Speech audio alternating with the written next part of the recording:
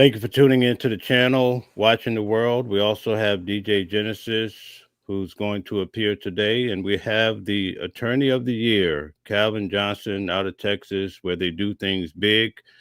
And it's great to have someone of great stature on the team. I learned so much from him, and that's how I knew that this case had a lot of shakiness with it. In fact, last week before they started the jury deliberations, we did a live together with Calvin Johnson, and we really broke down, we decimated all of that RICO and some of these charges.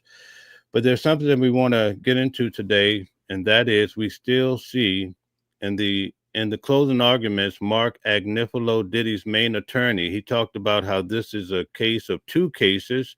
One case involved this overcharge of RICO, and then there was a second case that had evidence.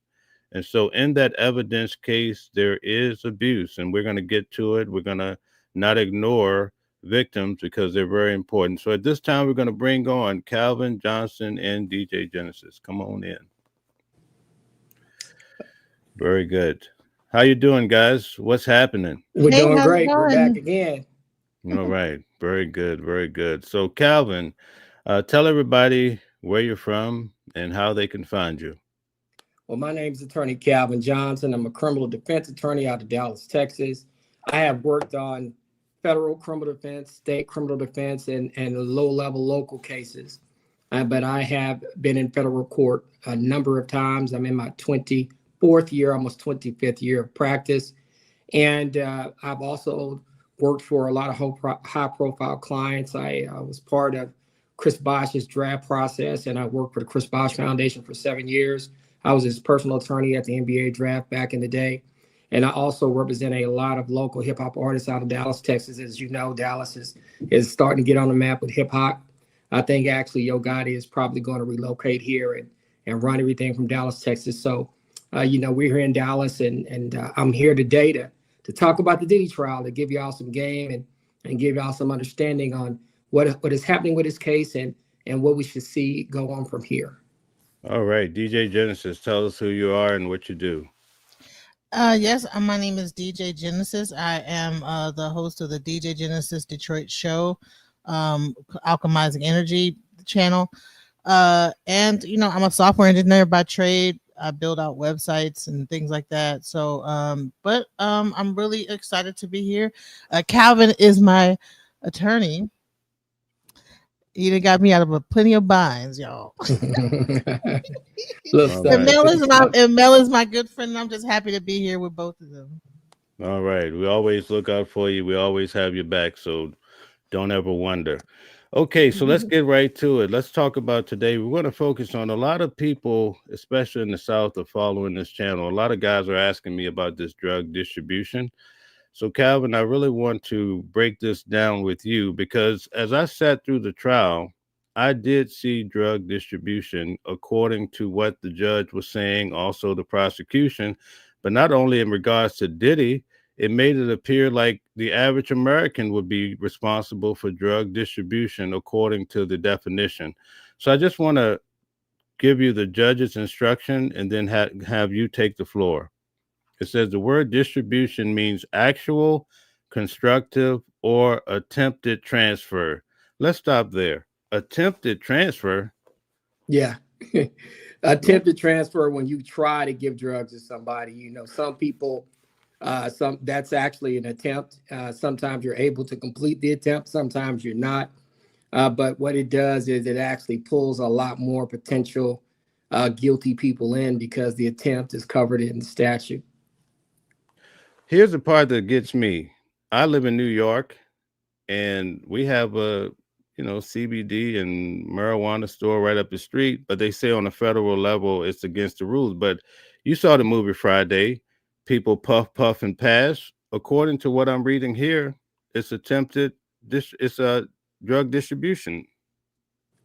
And see, that's the issue. And I think that's why the jury didn't want to. They didn't buy that. They didn't see it that way. Now, I know what the law says, but a lot of people will use their common sense and say, hey, if that's going to be distribution in this case, it would be distribution for everybody. And see, this is the thing that people kind of mistake for juries. They don't want to set any bad precedents either. And when I say set bad precedents, they don't want the history of these cases to be, hey, I provided somebody, we're smoking weed together. I gave somebody something one time, and now that's distribution for me. They didn't have to take it. They actually wanted it. They wanted to take it. And so it ends up being a situation where if I give somebody something, that can be considered distribution, even though I'm not selling it to them, because in a puppy situation, there's no selling it. They're using it together. They're using it to enhance whatever they're doing. And so people did not want to go there with the federal government. And when you do that as a federal government, where you're charging somebody, some people will look at that as an overreach. And I think in this particular situation, I think because the government overreached, they kind of hurt themselves. On the first day of deliberation, they came out with a statement. They said juror number 25 refuses to follow the judge's instructions. Then they came out with their first question at the end of the day. They said, listen, if I ask you for a Percocet and you give me one, is that still drug distribution? They didn't say Percocet. I'm just giving that as an example. So what are your thoughts on that in relation to this with the jury? Well, what they want to do is they're trying to figure out, hey, how is the government defining that? Number one, and are they really allowed to consider that distribution, or in their eyes, they don't see that as distribution? And a lot of the times that people don't understand, it's not only the act that they're talking about, but if I go out and I say, I asked him for a Percocet, he gave it to me. Well, that's just me telling them that I asked for one.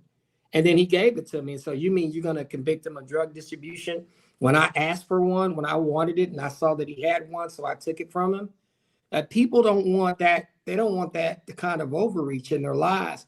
And they don't think the government should have the ability, whether it's illegal or not, to charge somebody when you have a situation that's like that.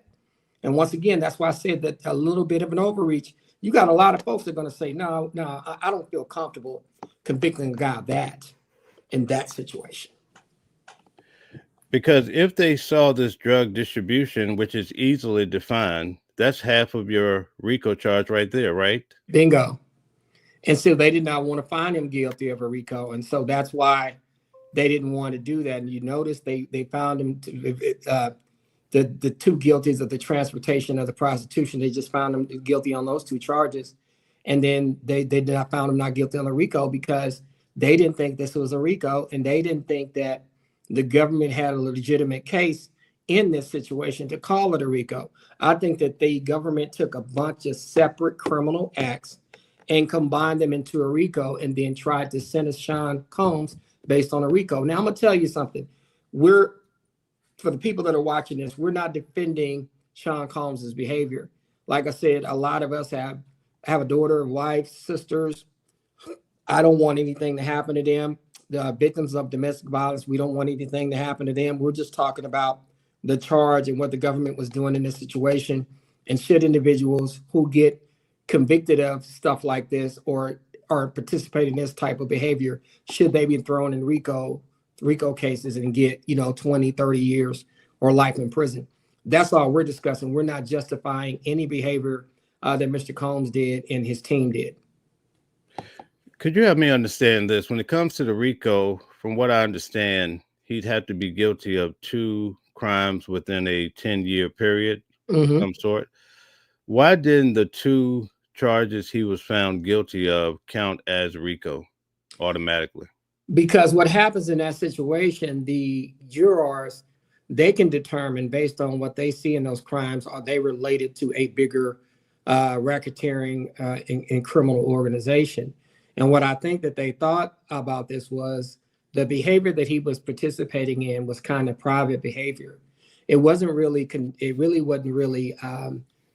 connected to Bad Boy Records per se. It really was people deciding to go outside or call outside the line sexual or get into a bunch of freaky stuff.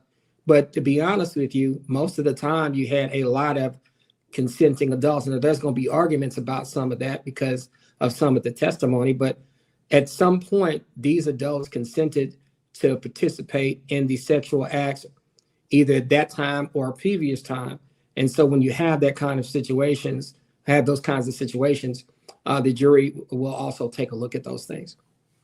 Okay, so I'm going to finish reading the judge's instruction here. It says, to distribute simply means to deliver, to pass over, or to hand over something to another person, or to cause it to be delivered, passed on, or handed over to another. Distribution does not require a sale. And that's true.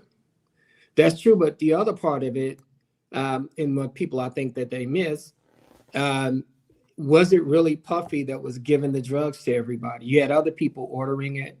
You had other people wanting to take it. He didn't directly give anybody anything.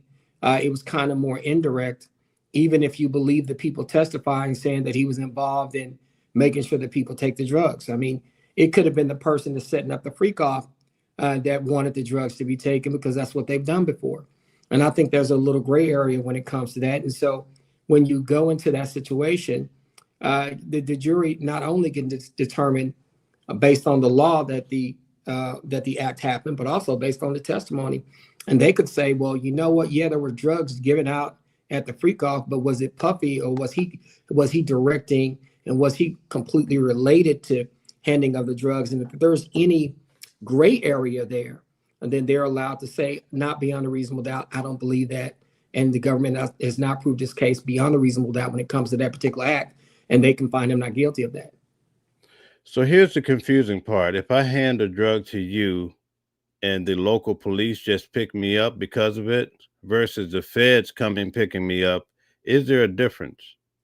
There is a difference. Typically, in this situation, what the reason why they were trying to say that handoff was a part of a RICO act because of the other additional behaviors that was associated with the drugs.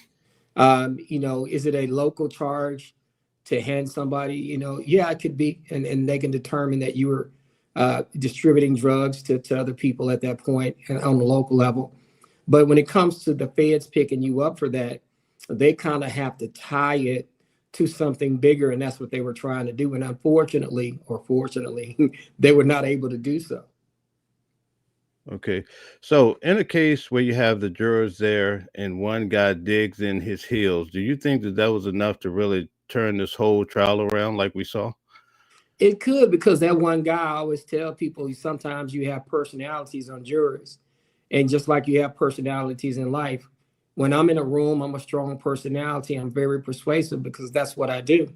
A lot of us have persuasive personalities. And then you can have one juror go in a room and maybe 10 people are going the other direction. And once they start to listen to him, they start to see what he's saying, and he could turn a whole jury around. And that's why you got to be careful in picking your jurors, because if you're good at picking your jury, and that's why a lot of cases are won, you pick your right jurors, you can win a case. Cases are won in jury selection. So let's take you. You're an attorney, a great attorney at that. Can you tell which way a case is going or the jurors are going to decide by the way they ask their questions?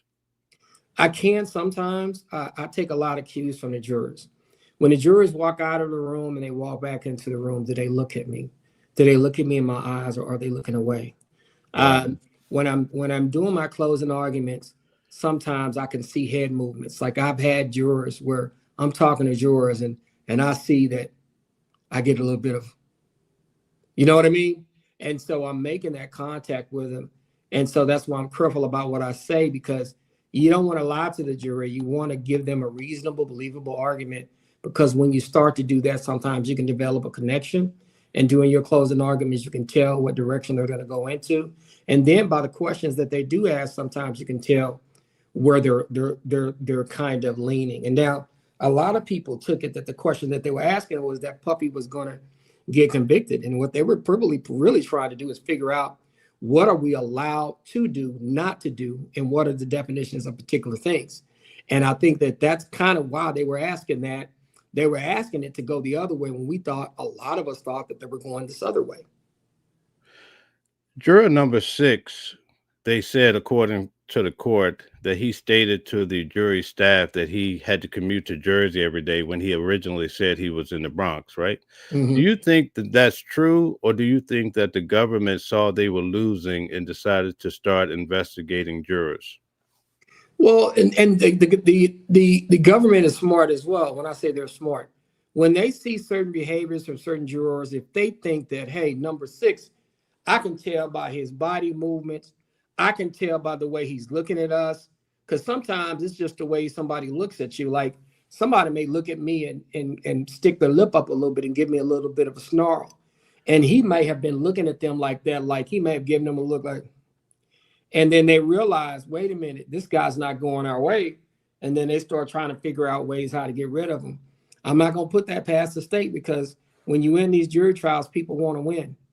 And when, fair or unfair, they want to win. They might have saw something in terms of a head nod, his behavior, maybe even a dirty look toward the state, and they wanted him off of there. Can you explain to the audience what a jury consultant is, and would that person be sitting in the audience during the trial giving advice to the attorneys?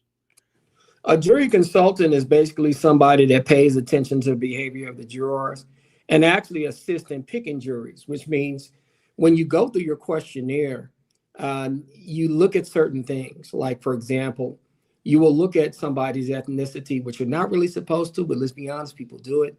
You look at their ethnicity, you'll look at what they do for a living. You'll look at because they fill out these questionnaires with a lot of their personal information. They'll talk about if they have kids, if they have sons, daughters, whatever, whatnot. There'll be a jury questionnaire. So you'll get to find out a lot about that person. Like, for example, I'm being honest with you. If I have a case where, let's say I got a teacher, and the teacher is accused of hitting a student in a classroom, and I got to pick a jury, and I'll give you an example of what I do, and I just be point blank with it.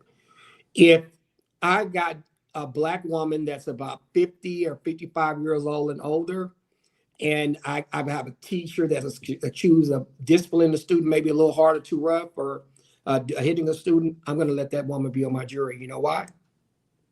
Because they're a little bit more old school. They tend to have more old school ways. They probably live in an area where corporal punishment was allowed. Now, on the flip side, if I got a sister that's 35 years old, and her son's 15, 16, and my teacher's accused of hitting him, and because of some of the behavior maybe the kid had, the teacher had, and the kid had an altercation. If I have a lady on my jury that is 35, 40 years old, and she got a 12 or 15 years old kid, and she's single, she's not going to be on my jury. You know why? Why? Typically because I believe that there's less discipline in that particular household. The area of a woman that she's from, for the most part, I'll be honest with you, for the most part, they allow their kids to get away with a little bit too much in my eyes. And the jury consultants have told us that they don't want those people on your juries because, and depending on the kind of case it is, and like I said, that situation, they're more apt to justify their kids' behavior, right? So I don't want that particular kind of person on my jury. So that's kind of how it is. You have to look at where the person comes from, and what the background of that particular person is. I'll give you even a bigger example. Had a DWI case once. We had a deputy sheriff that was on the jury pool. He was a 60-year-old deputy sheriff that had been a Black man, old school Black man, 60 years old. And the other side thought that I was going to strike that person and want him off my jury. The reason why I left him on my jury was kind of unique. Black men that are 55, 60 years old or older, they like Cadillacs, right? For the most part, let's be real. Yeah. And my situation, my client had a DWI, but the only reason why they questioned him because another drunk driver hit his Cadillac and tore it up. And because of that, my client refused to do any of the tests. He refused to take the answering under the officer's questions. He refused to do any field sobriety tests. The only thing that he was worried about was all the time and money he had spent getting his Cadillac fixed, and how somebody came along and smashed it, tore it up, and now they're trying to charge him with a DWI when he was the one who had his car torn up. So you know why I left that Black man on that jury? Why? Because I understood he liked Cadillacs. Most Black men that age like Cadillacs. And so I hedged my best, and I left a deputy sheriff on the jury and came back with a not guilty because of it. Wow, but little stuff like that jury consultants, they even do a better job than I do as an attorney. Their whole job and their whole science is to figure out who should be on that jury. Wow. There's a big YouTuber right now that's catching a lot of flack. People are trying to say, oh, she worked for the government. She was on the government side. That's why we were able to get into the courthouse every day. Now, I know that that's a bullshit story because I was given access to, and I definitely don't work for the government. So, could you tell us, are there cases where people actually work for the prosecutors or they pull in some of the public to conjure up stories in their behalf? I don't think that they do that. I don't. I really don't think that they do that. Some people can accuse people of that, but they really don't. They really don't have time to do that. Number one, you would have to have a big conspiracy, and everybody would have to know what's going on. And think about this: somebody's going to talk and say something eventually. And so, as a prosecutor, you don't want to be accused of doing something like that because you seem like you're trying to convict somebody and you're going above and beyond what's happening in the courtroom to try to convict somebody. And most prosecutors will not do that. They don't want to do that. And I think that's BS. Some people may not like the fact that that person got in the room, that they show up every day, and that they signed up early and they're committed to getting there and they got in, and they might not like them for that. Or they might not like them for the simple fact is they're realizing, hey, you know what? I'm in the overflow while they in the courtroom every day because they get up, they show up, they get there, and they make friends with the people that are there in terms of making sure that the bailiffs and the court staff respects them and they act respectfully, so they're getting let in. And so some people don't understand that, they may get upset because of that. So, but I think all that's a bunch of BS. Thank you for that clarification because these internet conspiracies are insane. They're just absolutely crazy. So here's something that maybe I shouldn't say, but you know how I do it, right? Mm-hmm. I felt like a big part of Diddy winning this case is that the jury were hearing white people explain that he was not a criminal guilty of RICO. Could an all black jury or a team of attorneys pulled off the same results? I don't really think so. I think it's good to have a mix of races and genders when you have a defense team. I think that typically, if I'm developing a defense team for Diddy, I get at least one white man. I get at least one a white woman, one black man, one black woman. That's what I would do as a defense team. Or if I had 5 attorneys, maybe 2 white men, one white woman, and maybe 1 or 2 of the other black men or black women on the team. Typically, if you're being smart, if you're accused of doing something to a woman, I would get Diddy 2 white male attorneys, 1 white female attorney, and 1 black female attorney. That's what I would do, and they would sit at the table with him every day. Optically, I think that's smart. When it comes to the jury, how big is race as far as picking and choosing and striking? You're not supposed to debate. You're not supposed to strike based on race. You're not supposed to strike based on race. And what I said earlier, I want to make sure that I clarify this. When I look at people and I see an error of something, or if I see that a certain group is more allowing a particular behavior in my mind, that's why I'm striking them, because I'm thinking I'm not comfortable with them because I think they're going to make excuses. But you cannot strike a juror solely based on race. So at the beginning of this trial, the open arguments, or when they did the jury selection, the defense stood up and says we had 9 black men slated to be on this jury, and the prosecutor struck 7, only leaving 2. Why is that? They got other reasons for striking the black men. And what you want to do is, if you're the state, you want to try to come up with other reasons of how you can strike the black men. Sometimes you can see a black man on a jury and say you see 9 potential jurors that are black, but there are other ways to get rid of people on the jury, right? One of the things that I talk about a lot of times as African Americans, male and females, we get rid of ourselves because we're so open with showing that we don't trust the police, we don't trust the authorities, we don't want to follow the law because of our previous biases, that we actually either get rid of ourselves because of cause, not following the law, not being able to sit in judgment of people, too much of a bias, or we get rid of ourselves based on the fact that they know that they're gonna have a bias against the state, and so the state says, "Nah, I just don't want that person because I think they're gonna be biased against me," and so that's kind of what it is. And see, when I talked about the criminal justice here in the United States, one of the things that was happening in Dallas County is they were figuring out a way to get rid of jurors because of race, but not calling it race. In Dallas County, the county that I practice in, basically they were the kings of figuring out how to do that. They were the best in the country at doing it. Wow, that's They had a amazing. playbook. They had a playbook for it. Wow. So how does that get dealt with? What level in the government fixes that problem? Well, you can actually, during a trial, you can actually challenge somebody's strike if you think it's based on race. I think it's a Baston issue, if I'm correct. I just have to, get my head back and everything. But you can actually challenge one of the strikes of the state if you think that they're doing that, and then you can put it to the judge and let the judge make a decision. And if he makes a decision to leave that juror on, that's fine. But you'll be able to later go back and if you lose, you'll be able to actually appeal based on the ruling. And so what you got to be careful about, even as the state is concerned, when you see a defense attorney complaining about why you're striking a jury, sometimes the state will just say, you know what, we're going to go ahead and let that one go because we don't want a situation where we go through the whole trial, get a conviction, and then it gets overturned. According to the defense, Diddy's 2 charges that he's stuck with are basically no more than the solicitation of prostitution. Mm-hmm. So why on earth would the judge start bringing up domestic violence and that this guy is so violent, I can't let him go? Isn't that out of the scope of what he's being held for? No, because when it comes to bail, there's something else. It's not the crime itself that is a concern for a judge. When it comes to bail, this is different, and I'm going to break this down to y'all.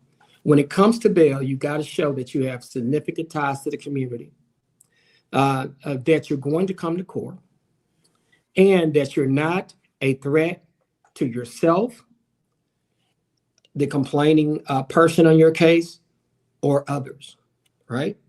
So I want you to think about this. You got to have those things that you're going to show back up. Puffy has a lot of money. Could he cut his leg monitor off and leave the country? He could if he wanted to, but we're not really worried about that. At that point, he probably could agree to set a condition where he doesn't abuse anybody or leave any. He set a condition where he can't leave the house, and I'm pretty sure that they could monitor that, so that wouldn't be an issue. Is he a threat to himself? Probably not. He's just going to do his little time and go on.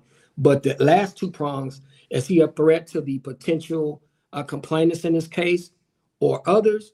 That's when the domestic violence becomes an issue, because Puffy is a man of so much influence that he can touch you without touching you.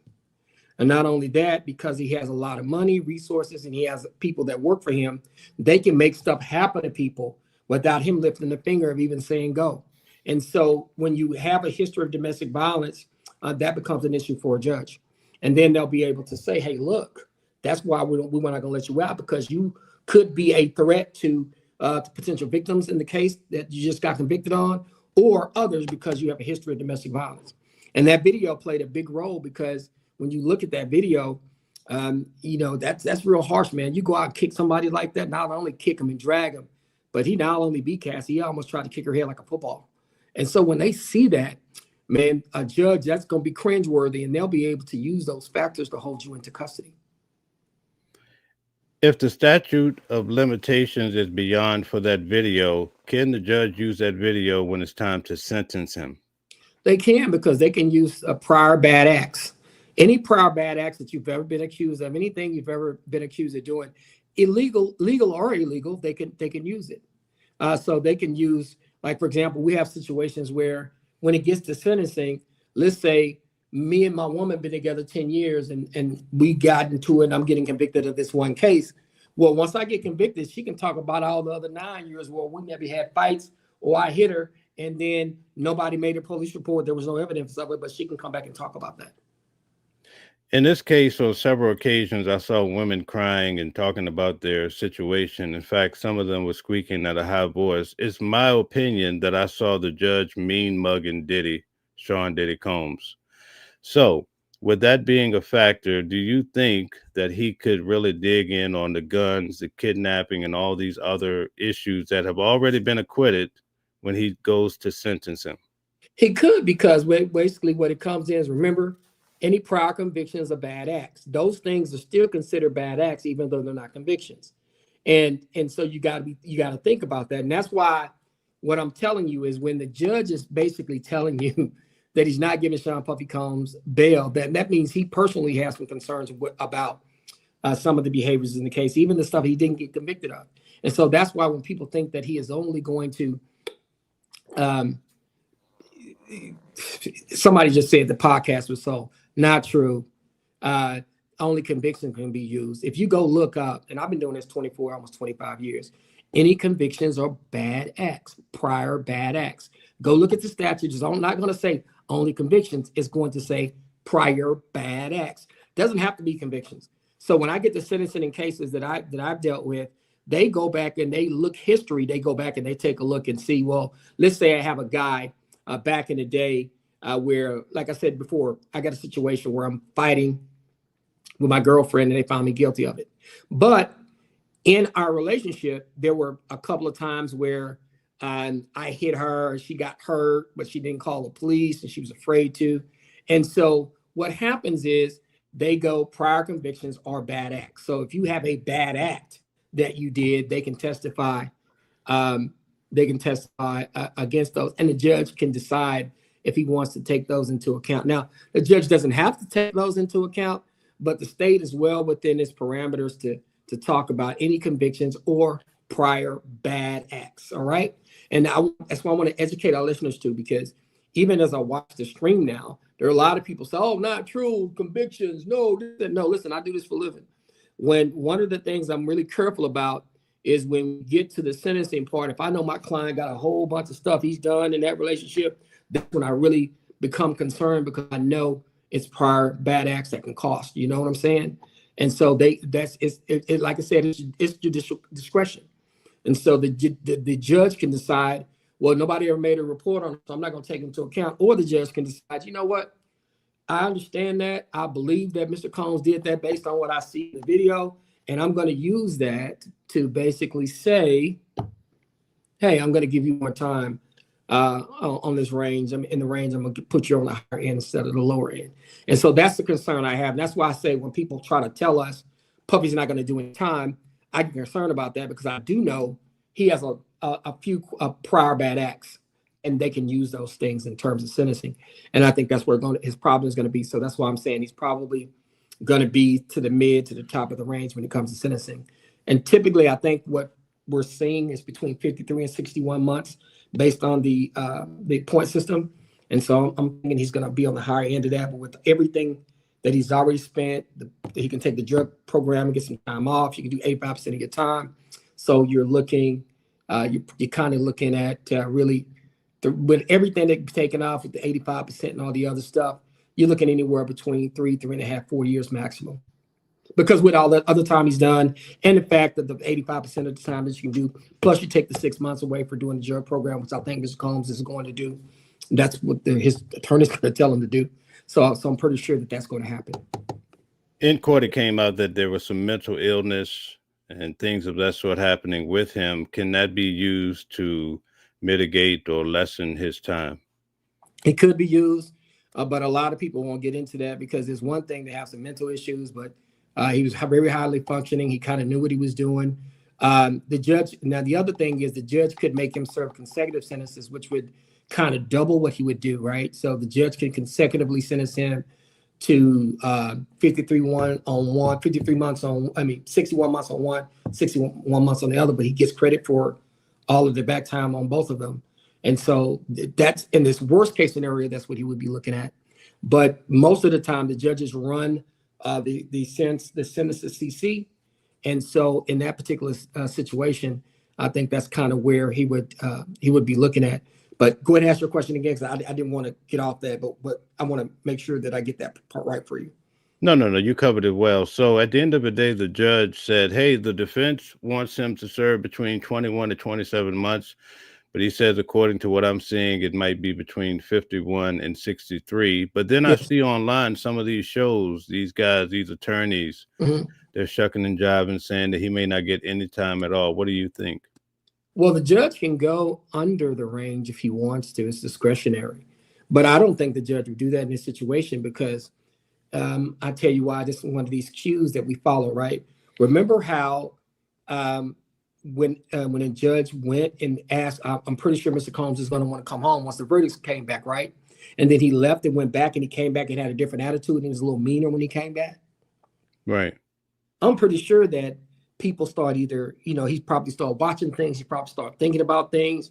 He probably watched some of the reaction of people within itself. He probably went back and looked at a couple of things and probably said, you know what? I better not let him go home right now.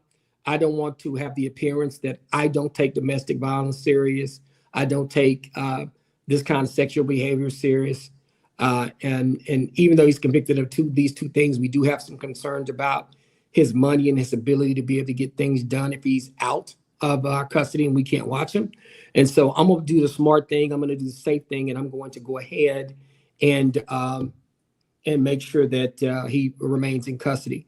And so when you see something like that, if I'm a judge and I'm keeping him in custody, then that's going to tell me, you know what? If the judge is taking this attitude toward me, now it's going to take a lot for me to change that.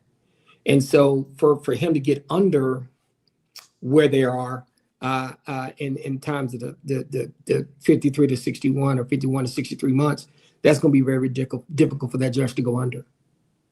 So let's say, for instance, when everything is said and done, what does Mr. Combs' life look like? Does he have to go see a parole officer? Does he have to register? Is it really complicated? What happens next? Let me break something down to you. What they're going to do is they're going to do an interview with a probation officer, right? You do this interview. They look at your background. They look at how far you went to school, how much money you make. Do you have any children? Do you have any mental issues? Do you have any drug problems? What was your upbringing? What's your background? Do you have any other additional issues? They do this whole interview thing, and they provide a full report to the court. Typically, the attorneys are there when they do these interviews. Like I go to my defendant's interview when they do them, and then they come up with a big report telling the judge what your background is, what your issues are. If you have a drug problem, they talk about it. They talk about your work history, your business history, your criminal history. They talk about all of that. And then they look at the point system based off of all of that and determine where you're going to fall. Like I said, most people say 51 to 63 months. And typically that's the range that he's going to be looking at. And with the amount of time he's already spent to this point, almost 11 months. And then the fact that you can take a drug program, which Mr. Combs has some drug issues, you can take 6 months off your sentence. And so when you do that, everything combined, like I said, he's looking to do anywhere between 3 to 4 more years and probably be home. And so that's kind of where he'll probably fall if the judge does not do the sentences consecutively and he does them CC, which is concurrent, which means at the same time.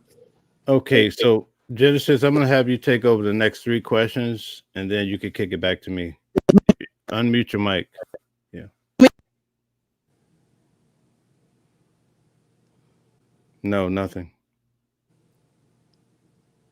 All right, so I'm going to, okay, maybe. Try. Okay, nothing yet. There you go. Go ahead. All right, listen, I just want to make a statement. I don't have a question just yet. People in the chat, we're going to drop the link shortly. Okay, so you don't have to spam the chat. We're going to drop the link. Don't spam the chat. If you have a question, everybody's going to get a chance to come up and speak their mind when we drop the link. So please stop spamming the chat and going crazy. All right. So yeah, that's all I want to say. You just relax. And I want to say y'all to everybody watching, we appreciate y'all watching. I mean, you're okay. You're cool to disagree with me. I don't have a problem with that, but it is what it is. I don't change. I don't change what I do based on somebody agreeing with me or disagreeing with me. I just tell you what it is. And I think that when you're a lawyer, I think that it's your job to tell your client, hey, this particular issue you're going to have a problem with. And I think what happens with a lot of lawyers, a lot of people get pulled in because the lawyer told, everything is going to be okay. Well, if everything is going to be okay, I'm definitely going to tell you, I'm going to do everything that I know to do to be able to get you out this trouble. But I think that is disingenuous when your client has, if there are 10 issues and okay, we can deal with them 7, we got those knocked out. But these 3 things are going to cause us a problem. It's my job to tell you those 3 things are going to cause you a problem so that you know that they're going to cause you a problem so that you and I can work together to deal with them, okay? Everybody has a chance and everybody has an opinion about, oh, well, they shouldn't be able to talk about the domestic violence because he got convicted of the sex trafficking, transportation of people for sex trafficking, and it's not right that they use that and fair. I'm just gonna tell you, man, if it was you, you might not agree with it. But if you and your woman has some issues the previous 9 years and they only convicted you of something else done related to the sex trafficking, when it gets to sentencing, everything is fair game. I'm telling you that so that if you get in a situation, and this is where I try to provide this to y'all. When you get in this situation, I want to know what you're looking at. I don't want you to go be in a situation and start arguing with your lawyer about we still don't be able to use that. What the lawyer is going to tell you, no, they can use it. And whether you like it or not, then they go to court, they start using it. The lawyer objects one time, the judge says fair game is fair game. So why argue that it can't be used when let's just deal with it? So I understand everybody wants to have disagreements with me, and that's okay, and that's how you feel. But the law is the law, and that's how it works. So that's just part of what we're talking about. We're gonna bring everybody up, and we're gonna talk about that a little later. But our job is here to provide you the best legally what we can tell you about the case. Okay, so Genesis, at this time, I only want to bring up my court partner, Sean G., who looked out for me in a big way at the courthouse. So right now I'm going to drop the link. Genesis, you have to give it to me so I can bring him up on my side. Sean G. is the only one that can come up. Please do not come into the room until I open it up for everybody. Sean G., come on up. Genesis, drop that link. But in the interim, you got to turn me into a mod so I can be able to drop links on your channel. Okay, that's good. I could try to do that while I'm talking, while Calvin is talking again. I can ask a question too while you're doing that. Yeah, but can you put the link in the chat so I can grab it and put it on my side though? Yeah, I can do it, but I have to be given a mod. So because you can't drop the link. I'm saying just drop it into your chat. And I think I'll be able to. That's what I did last time. Just drop it. Oh, okay. Okay, I can do that. And please, no one else come up but Sean G at this particular time. Calvin, let me just ask you so you could be talking in the interim. Mm-hmm. What are your colleagues saying as far as the results? Do you feel like they feel that he shouldn't have got anything at all, or that the jury was spot on? For the most part, they feel like the jury was spot on because they do realize there was a lot of behavior that was inappropriate. There's some things that if I'm representing Mr. Combs, I'm gonna tell him, man, you might not want to bring people from across state lines to do this. I would not do that. That's not a smart move for you. You bringing the feds in if something happens. So of what he was found guilty of, I'm pretty sure people are pretty unanimous about that. But I even talked to prosecutors here in Dallas, and they were saying, man, that's not a RICO. And then when a prosecutor, I talked to several prosecutors, and they feel like, man, that wasn't a RICO. That ought to tell you something. But Mr. Combs was guilty of transporting people for the purposes of prostitution. And that's true, and that's real. And I think most the overwhelming sentiment is that he got convicted of what he was supposed to get convicted of. Now, a lot of them would say they probably should have charged the assault of Cassie in a way where he can get a conviction for that federally, but it really went across state lines. But a lot of people feel like that should have been something that really, that's what he did more than anything that people are pretty sure about. Melvin, can you see me? Yeah, I can see you, but mute your mic temporarily till you. Well, you got YouTube open. If you got two things open, just only have StreamYard open. Okay, you're good now. All right, Sean G, go ahead and rock and roll. You have the floor, Sean. Unmute your mic. Can you hear me? Yes. Hey, Calvin, how many federal cases you did? How many federal cases I've done? I'd say about 20. Okay. Number one, the judge cannot use anything that Puffy was acquitted of in his determination of his sentence. His base offense level is 14. That's where it comes in for prostitution. Now he could get a 4-point enhancement for coercion or fraud if the judge so decides.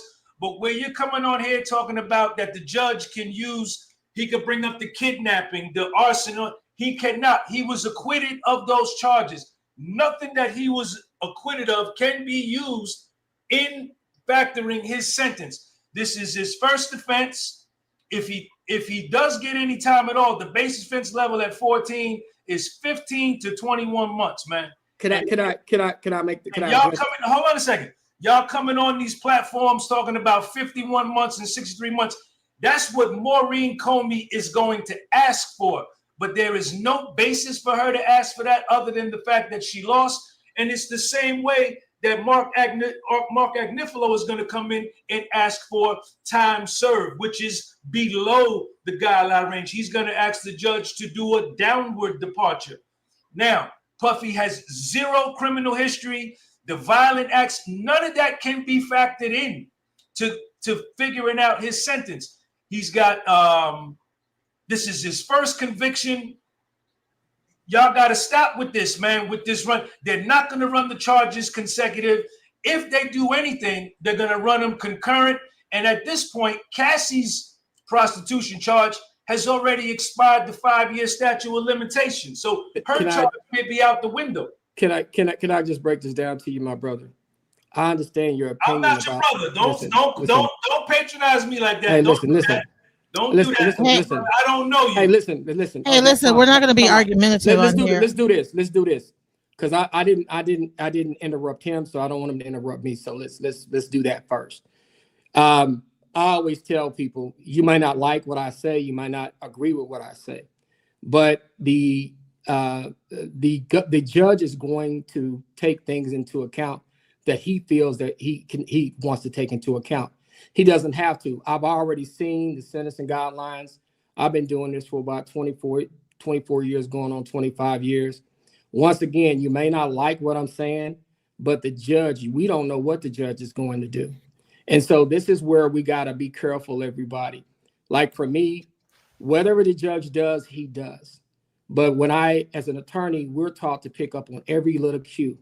The fact that he did not want to give Mr. Combs bail before sentencing, the fact that he came back almost a little more on the angry side after he was sentenced, kind of gives me a cue of what I think the judge is going to do, number one. Number two, we don't know if the judge is going to run things consecutively or not.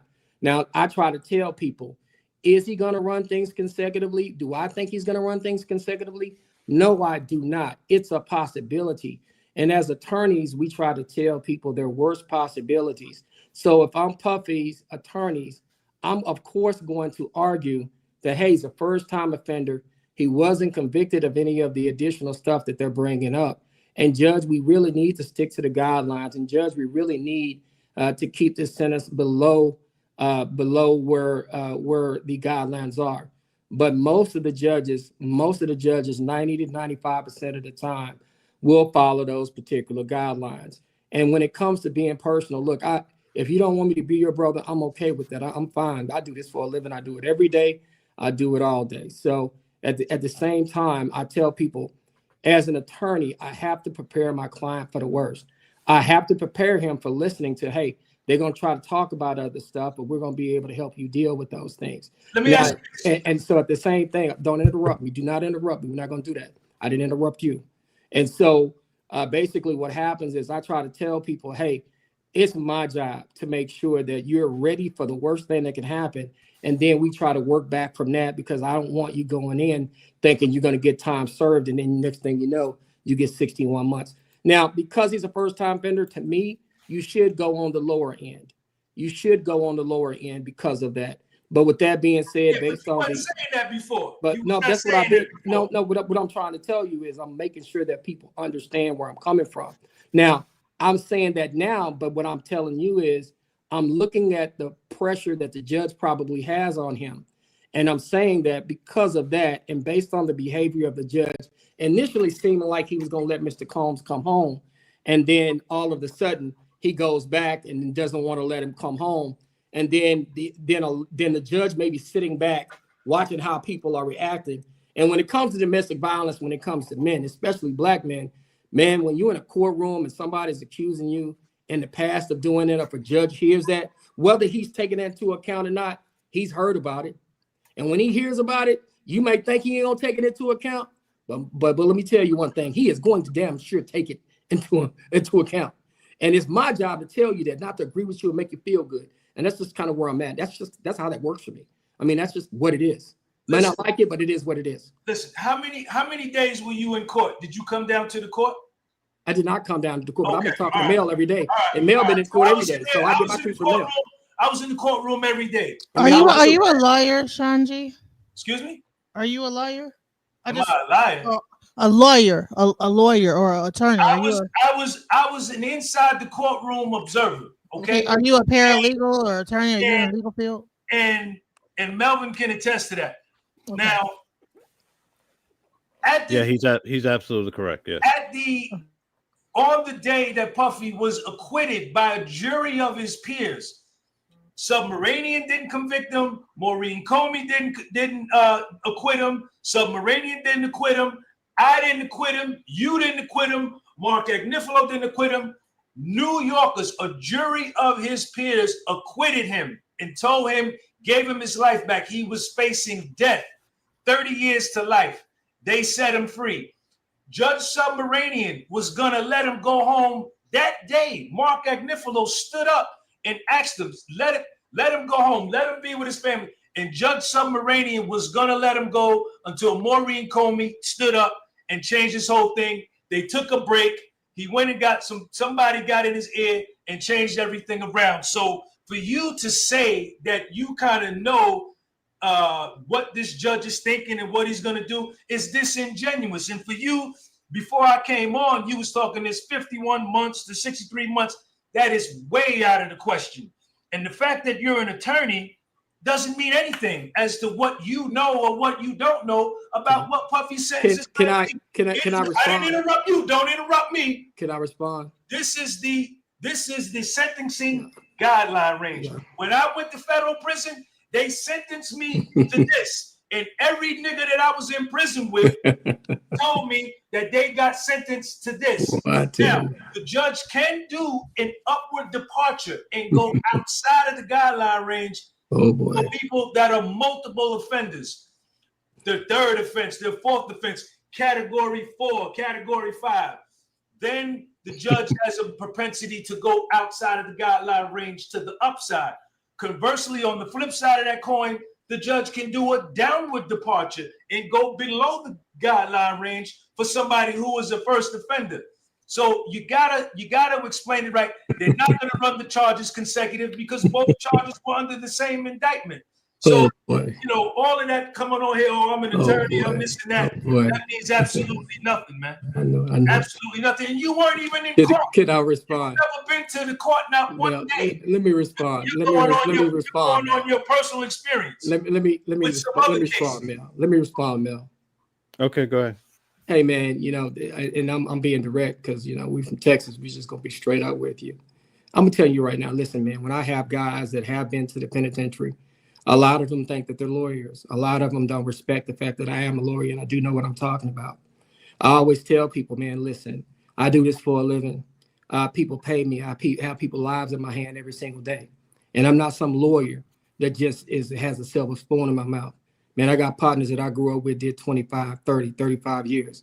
So when I do this for real. I've gotten some of those guys home now. So I don't play no games when it comes to representing people. I treat it like I'm going to jail. So when I treat it like I'm going to jail, I went to school for it. I go to school. You don't know me. You don't know me. You don't know me. And it's totally different from going to prison. And listen, let me tell you something. Let me tell you something. Let me break something down. Do not interrupt me. Do not interrupt me. I did not interrupt you. I gave you your floor. I did not interrupt you, I did not interrupt you, Sean. I always tell people now, like, as far as me arguing with you, I'm not going to argue with you. And the reason why I say that is because I get a lot of people that have been to prison. A lot of guys that I talk to been into prison. They go like, well, I know more than a lawyer. I know more than him. I feel like I know more than him. But at the same time, I always tell people, man, if I take on clients that will not listen to me and they will not follow my advice, that will not listen to what I'm telling them to do, I don't take them on. Somebody don't like you, I would not take on because you won't listen. You wouldn't listen to me. You wouldn't listen to anything I told you. And when I deal with people like, you would not. And so I wouldn't take you on. And so that's what I'm just being honest. That's what I'm being honest about. And so the reason why I say, the reason why I say that, no. You're not going to come on here and then tell me what I need to do or what I should do or what I can't do. I'm a lawyer. I do this. I do this every day. I do this for a living. So basically what I have to do is I have to provide, like somebody said, and you have the ethical duty to provide all of the probabilities. That's exactly what I'm doing. So why in a situation like this, you have to make sure. You have to make sure. Hey, Melvin, I'm out of here, man. I'm holler at you later, man. All right. Yeah, go ahead. Yeah, I'll see you later. Thank you. But this is the situation. What you have to do is you have to make sure that you tell people what the possibilities are. And that's kind of what we're doing here, Mel. Like, for example, he's saying, well, the judges are not going to run the sentences consecutively. We don't know what the judge is going to do yet. We have no idea what the judge is going to do yet. But I'm telling you right now, if that judge, based on what you told me, Mel, and you were there every day, man, we talk all the time. Okay. If the judge's face changed when we were thinking he was going to go home, and then we come back and all of a sudden the attitudes change, I'm telling you what happened in the background. I pick up little bitty cues that other people don't, other people don't catch on to. You know what I'm saying? And that's what you have to do. You have to pay attention to what's going on in a courtroom. Now, listen, what Puffy has been convicted of, to me, is not that serious to where he should get a bunch of time. But typically, the judges stay within a range.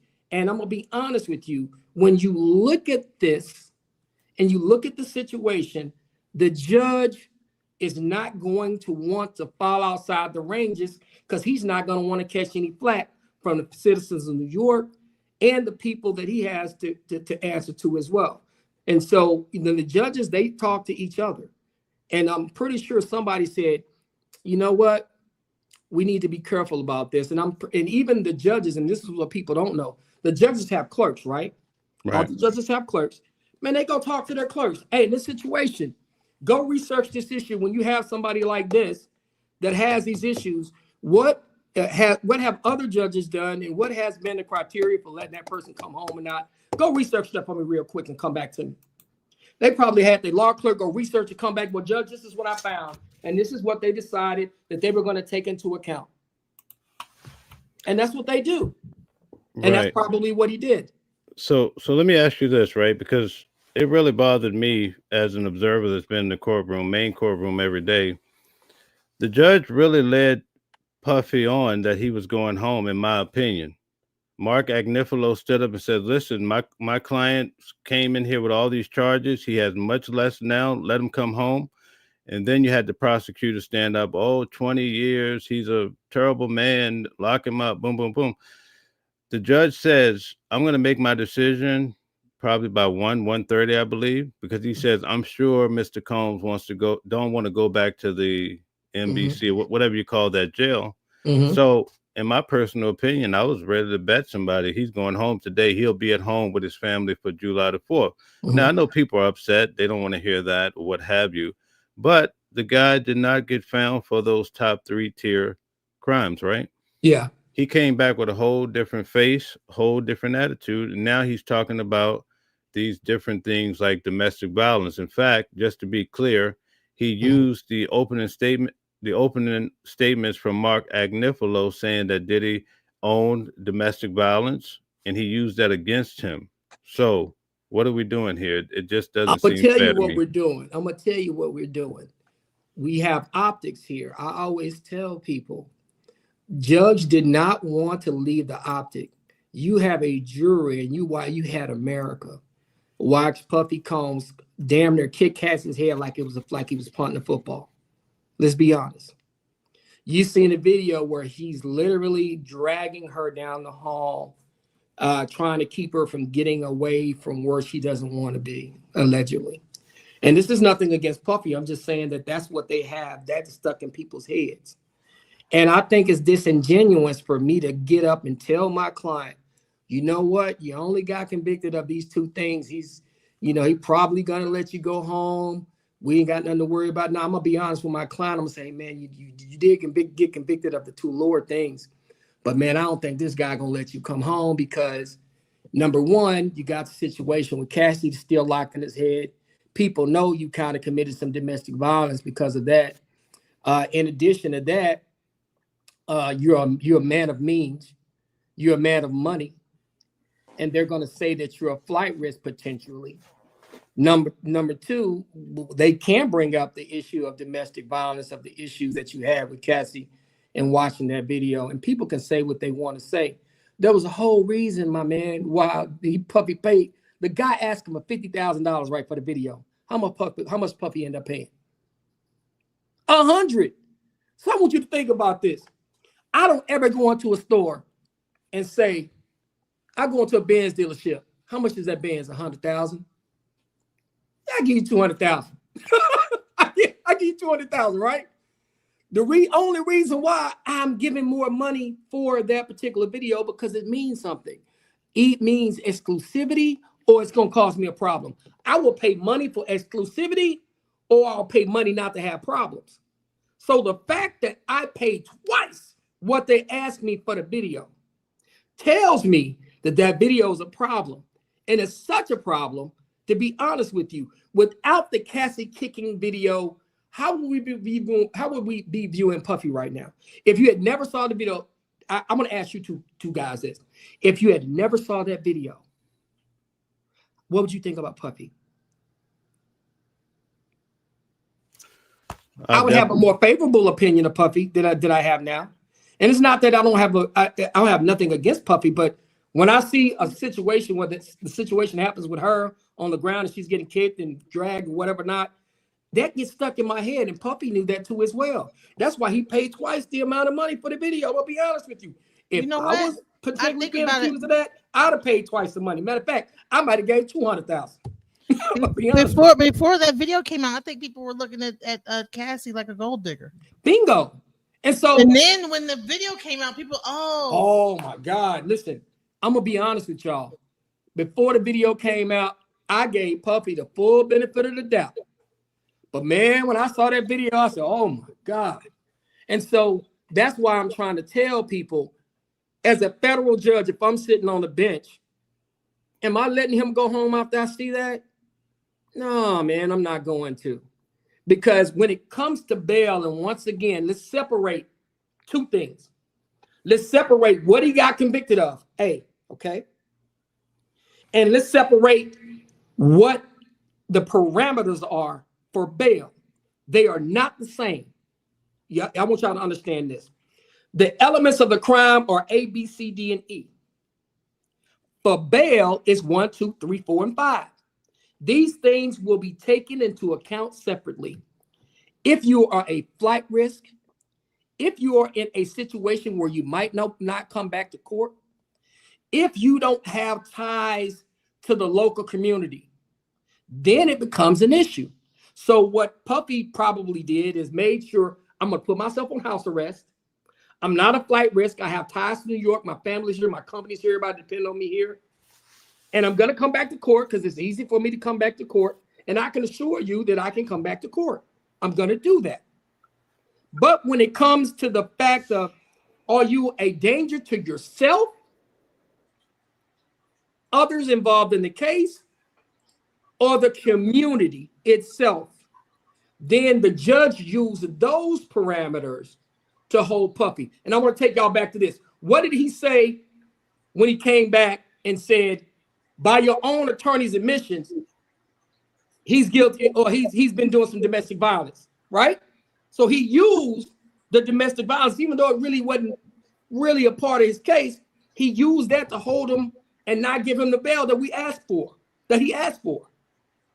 And so I want y'all to think about that. Even you said that, Mel, because when I talked to you, you told me that when he came back in, he pointed out the beginning, one of the opening statements of the defense attorneys saying that his client had participated in domestic violence. And so he used that to be able to hold him on bail, and legally you can do that. That's just what it is. It doesn't seem fair, though. It is not. I look, as a defense attorney, I hate that. I want my guys coming home. I want my guys to come home. I always want my guys to come home. I want my guys to come home, number one, because I've seen a lot of people do a lot of times. I've seen a lot of people hurt by the federal system. I got partners that I'm still friends with to this day. There was a local rap artist here in Dallas. I don't want to say his name. Really was started our wave here. Man, he did fair time. He's still my friend. I grew up with these guys. So for what he did, I think the feds gave him way too much time. So when I see situations like that, I'm very, very careful when people could potentially go to jail on these Fed cases. And they're able to use a lot of information in these cases to be able to give people these Fed cases and be able to kind of hold them accountable when it comes to hold them in custody when it comes to bail, when you have those kind of issues. And then when it comes to sentencing, they're able to use a lot more. And this is what we don't talk about. I may not want the judge to take into account certain things, but I know in the back of my head, I know he's going to take certain things into account. And I need to be ready to deal with them as an attorney. I can't go on a hope. I gotta be ready for anything he gets ready to say. And I know the state's going to use the fact that the situation happened with Cassie. So I'm going to try to deal with that. I got to be proactive as an attorney. You know, I wanted to let people know that if you want to come up and make a statement or say anything, the link has been dropped in the chat. If there's any main mods, if you could pin it to the top of Mel's chat as well, pin it to the top. So welcome back to the panel. Sean D, did you want to make a statement? Hey, Calvin, you said that you think Puff gonna get 51 to 63 months. You said before I came on, right? What I did was what I basically said is that's typically where he would probably fall. There's going to be arguments one way or other. There's certain point that shouldn't be on him. But if he falls between that, how much he's not time going to get that much. I'm going to finish answering my question if you're going to answer it. I'm going to finish answering my question. If with the 10 months, 11 months he's already done, you can take like a drug program, get that 6 months knocked off. You're only doing 85% of your time. The drug program is 18 months knocked off. Yeah. So it's not 6 months, 18 months.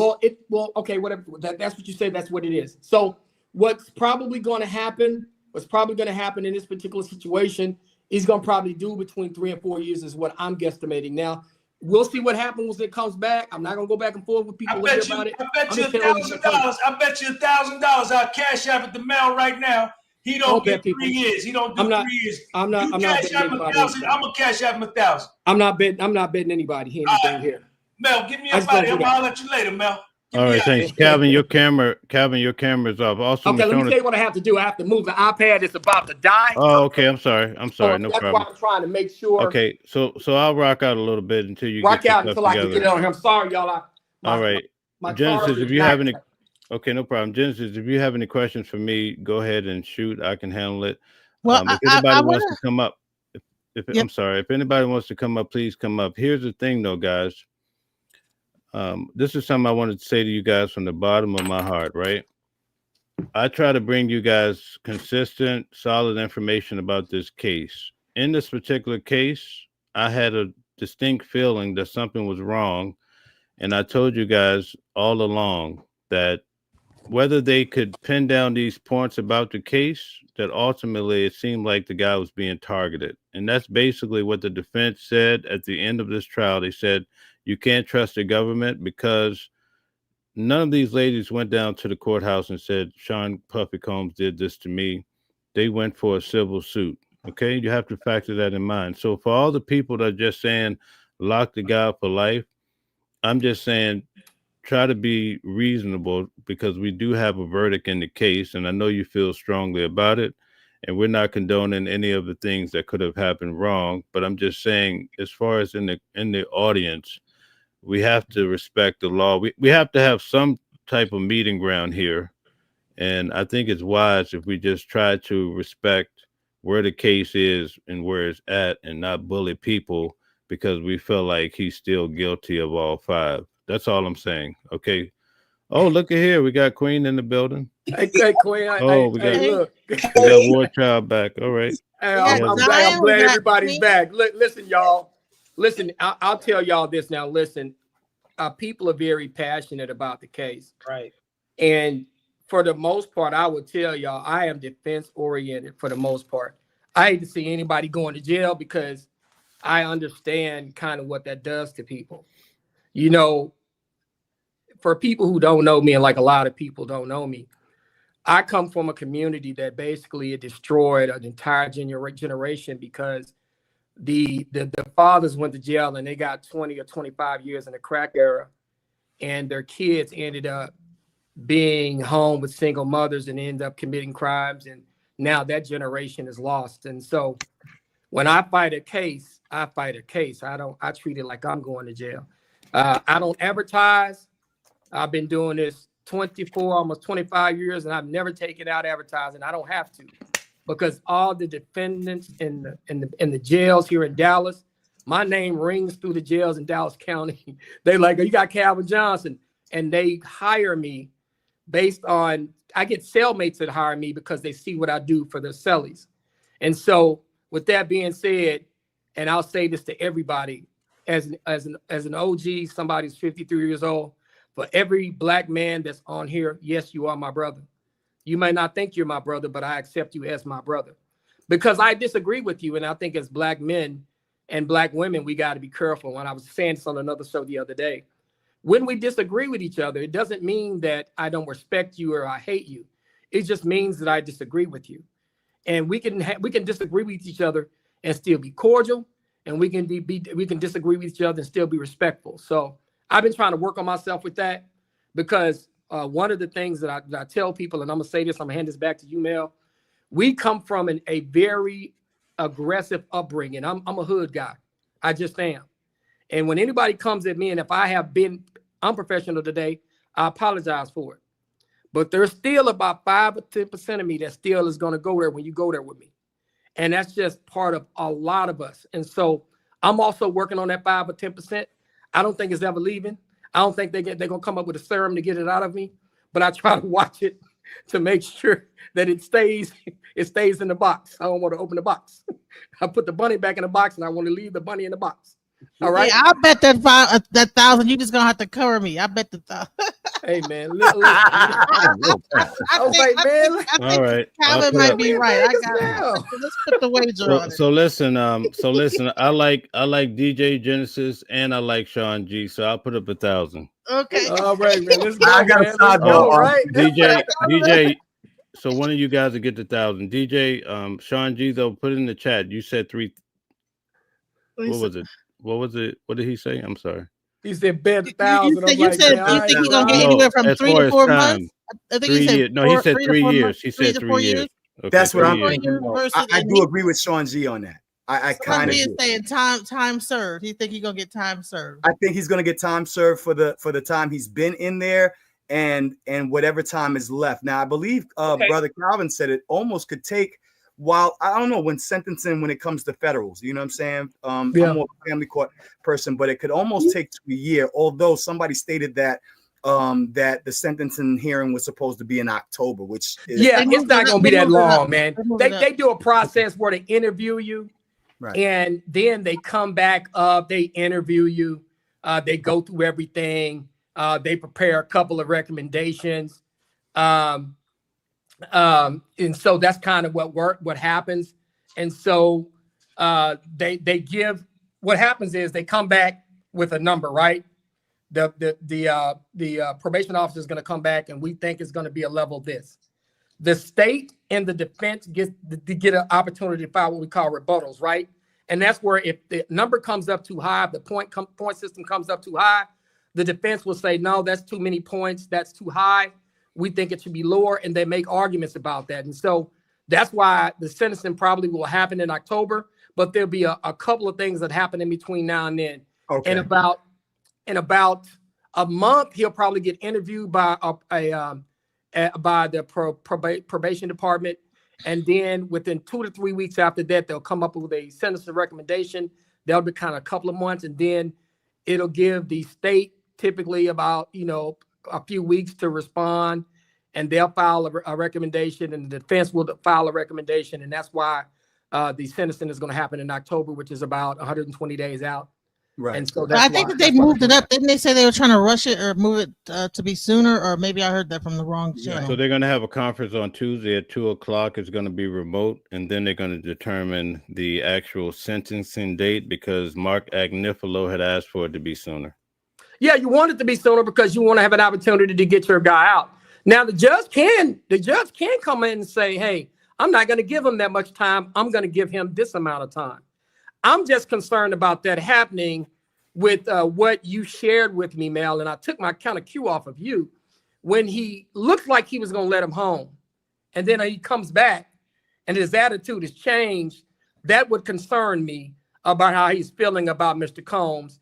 and how he's going to feel about that. And so that's what my concern was, you know. And so when a judge starts acting like that, then I have some concerns. And then when he doesn't let him go home, when Puffy can really basically put his own self on house arrest, he can wear a leg monitor.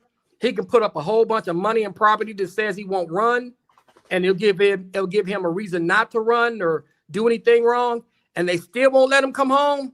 It tells me a lot. Here's another question. I think that another thing happened too is that the lawyer for Cassie and the dance and the makeup artist or some other person, the stylist, Deontay Nash is a stylist. If that's who you're talking about. Didn't they both wrote like a letter? Like Deontay wrote a long letter, and the lawyer wrote a letter asking he not be released. Do you think the judge took that into any consideration? And why is that even possible for a outside lawyer, to be able to butt into this, and to get involved with the case like this? And what I'm trying to figure out, y'all, he probably has some connection to some of the victims, if I'm correct, in saying that he would have to kind of have some kind of connection to one of the victims. And remember why I said one of the criteria is that, are you a flight risk? Right. Will you come back to court? Or are you a threat or to yourself? Or to others, society, or the community. Right. And so when you're a victim allegedly of some of the behavior that happened of Mr. Combs, and you're saying, I fear for my life, Judge, don't let him out.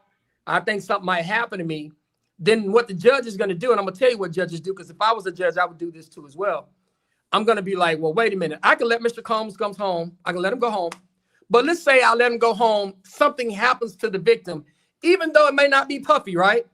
Maybe it could be something weird, something different happens. How is everybody going to look at me as a judge? Right. He has to take it under judicial discretion. Exactly. They're going to call for my head. Y'all. They're going to call for my head. So in that situation, I'm not going to let him go home, because I'm going to be like, you know what? I'm going to take the precaution of just leaving him in there, and then I'll go from there. You know? Right.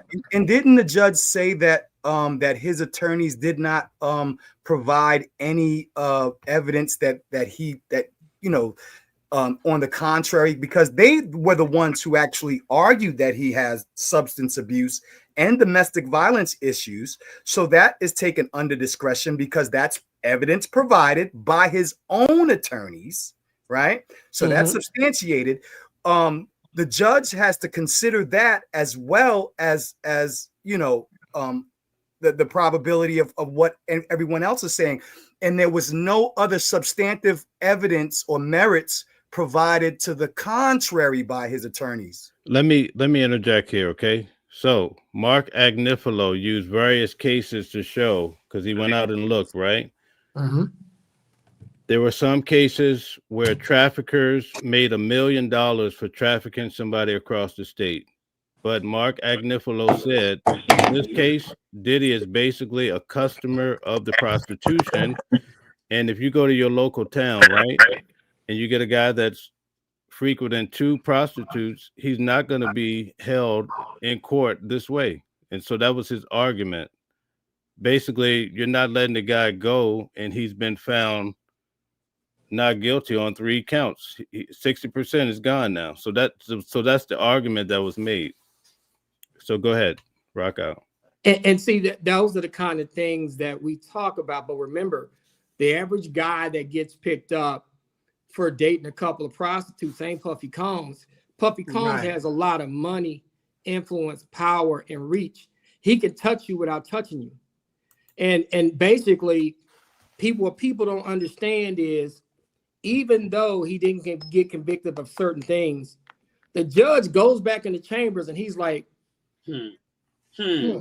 somebody's car got set on fire. Version within the mind. Remember how I say you drop nuggets in people's heads, right, that you might not use for the case, but you drop a nugget and you can't undrop the nugget? As long as you don't spit it out your mouth out loud. Exactly. And see, what happened is the state put a lot of nuggets out there about Mr. Combs and his behavior. And then the nugget that the defense put out there, and they had to put that nugget out there. I don't think it was a mistake for the defense to say, hey, he has been, he's committed some domestic violence. Because what you want to do is you want to get the fact out of the way that he has done something that he shouldn't have done, so that we don't spend a lot of time talking about that. In addition to that, you put the behavior out there so that you don't have to let them put it out there like you're hiding it from the jury. But when he put it out there, the judge came right back and used it. So I want y'all to think about that, right? The judge used the fact that he had committed potential domestic violence against Cassie to hold him into custody. So you mean to tell me I'm gonna tell my clients, you know what? Don't worry about the Cassie stuff, man. We good. He ain't gonna think about that. We're not gonna, man. You got to be out your goddamn mind. That would be ineffective assistance of counsel if you did that. That would be ineffective assistance of counsel if you were to do that. Bingo. So, and for me, I feel like, hey, everybody in the chat, everybody on the stage, welcome, welcome, welcome. Hey, Calvin, I think, hey, Mel. Hey, Mel. Queen, what's up? How you doing, Queen? Mel? Hey, Queen. Queen, I was trying to put my vote in the bucket last night for that show. Ooh. Oh my goodness! Oh my goodness! Thanks, yes. Sorry, guys. Sorry, guys. Go ahead. Listen, we had like a love connection going on. Listen, please, act like you didn't see that, and let's start over again. Okay. All right. Thank you. Anyway, Calvin, back to you. Listen, I'm looking at Calvin's background. I'm looking at the collar on that shirt, and I'm saying, "Yep, Calvin, know what I'm about to say." Hey, Calvin, we still see? They can say what they want to say. They can feel how they want to feel. They can do whatever they want to do. But at the end of the day, Calvin, I'm gonna put my $1,000 with you. They say he gonna walk free. I'm putting my $1,000 with you. I don't give a damn what your mammy name is. Even the people out there on food stamps, y'all better follow. They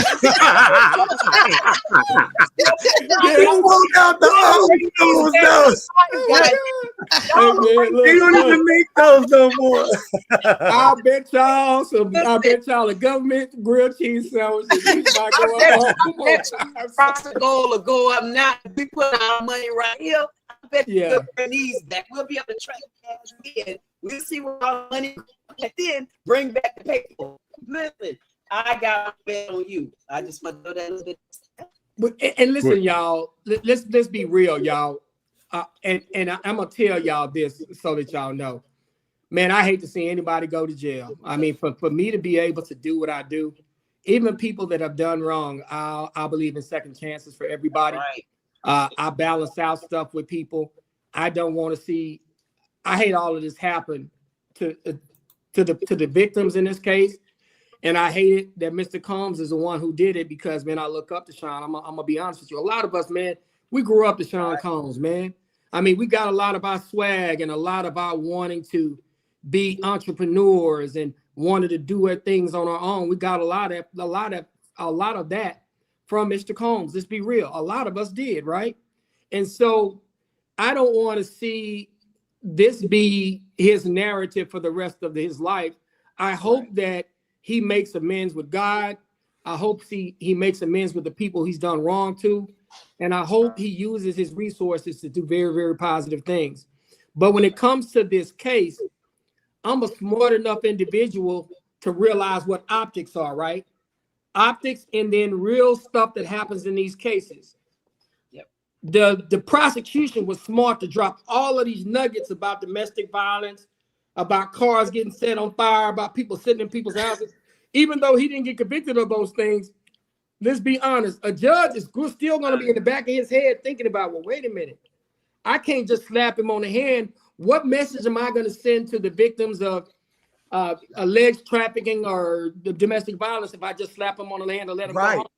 And I'm just being real. And also the magnitude of this case to the community. What message is he sending to the community as well? He has to consider that. Yeah, you know, because of the high profile nature of the case. Yeah, and then can I say one more thing, y'all? And I gotta go here. Go ahead. I gotta say this. One of the things that I'm careful about, and this is why I don't like people to get locked up, because a lot of people go through a lot of trauma, right? And when I say you go through a lot of trauma when you get locked up, it changes you. Yeah, I've seen it change men. And when you go to jail and you come out, there's a lot of people that do federal time that come out and think all lawyers are the same. All lawyers are dirty. Everybody's after them. They'll come out thinking they know more than the lawyers because maybe a lawyer screwed them when they went in. And I try to tell people that's one of the reasons why, as a people, we got to be careful to not put ourselves in situations where we get locked up because jail is real. I got a partner in there right now, and then I'll tell you what kind of person because a lot of y'all don't know me. Y'all been knowing me from the podcast. I got a guy from my community right now. He's in there locked up. Man, he got his eye taken out while he was in there. Oh my goodness. And so right now I'm in the process of trying to get him home early because he's kind of at a disadvantage. He got one eye in there. And I've known this young man most of my life. He's actually one of the relatives or one of the younger relatives, one of the closer friends of mine, but he's in there right now with one eye trying to defend himself and somebody tried to do something to him. And so I'm doing this just out of the kindness of my heart. I'm not even getting paid for it. But I know the young man, I know his family, so I took it upon myself to work on trying to get him home on some kind of hardship. And so when I tell people, like I come from those communities, 2 of the 3 roughest communities in Dallas is where I grew up at. Crack came into my neighborhood. The first gang set, Crip set, was in my neighborhood in Dallas. Man, before I became 15 years old, I saw 3 people get killed. I saw one guy get stumped out. I saw a guy get shot to death. I saw a man get stomped to death. I saw a man get stomped to death and nobody even told on the person who did the stomping. So I come from a really rough background, and that's why I'm so good at doing what I do. And that's why I fight for people the way I fight for them, because I saw the other side of it. I can only be a defense attorney. I could never be a prosecutor. I just can't do it. And so I'm sharing this with y'all to tell y'all, when you hire Calvin Johnson, I really fight like if I'm going to jail, because if somebody goes to jail, I can't think of nothing else for the whole weekend, because I'm like, man, it's just how I am. I carry it home with me. And if I can't do it that way, I'm gonna stop doing it. That's just how I am. Y'all know what I'm talking about. So I'm letting y'all know who I am, because a lot of us, we just met here. Genesis knows me, and of course, Mel started to get to know me, and everybody else is getting to know me. But man, I do this for real. I don't play no games. Yeah, okay. I couldn't even really afford him. I really couldn't even afford him, but he still looked out for me and still did my case, even though I didn't even have enough money to pay him on time and everything. I'm gonna give y'all one last little nugget about that particular issue. One of the people that's kind of responsible for me not getting in the drug game, hustling and all that, was a guy from the community that was really smart. Unfortunately, his family's house burnt down. The Jamaicans came out of the neighborhood and started paying him a lot of money a month to do what he was doing. He saw me walking home and his son, frustrated, no money. He told me to get in the car one day and pull me to the side. He said, I know what you're thinking about. Whatever you do, don't do what I'm doing, because eventually they're going to catch me too. And he set me down and explained to me why I shouldn't be doing or even thinking about doing what he was doing. And the truth of the matter is, later on in life, he was right. They ended up catching him. He went to jail once. He went to jail twice. He went to jail the 3rd time, got out. The last time he got in trouble, you know who represented him? I did. And instead of getting 25 years, he got 9. And he was okay with that. That's right. And then when he came up for parole, you know who got him home? I did. So that's my background. So when somebody challenges that, I got a problem with them, because they don't know. And you know what? Oh. So let's dispel a rumor or two. Let's say, can the government go after him again for other charges? They could try to, but what's going to happen is the lawyers are going to try to say double jeopardy. They're going to argue that it's biased. They're going to argue double jeopardy. And in this situation, I don't think that they would do that, because they've already lost once. And I think that it gets to a point where a jury would know that they've lost once. And they're not going to want to go at him again. And so chances of them going at him again are slim to none, because it gets to a point where you're overreaching, you're overstepping. Whatever information you have now, you had then. So you didn't charge him then. Don't try to come back and charge him now.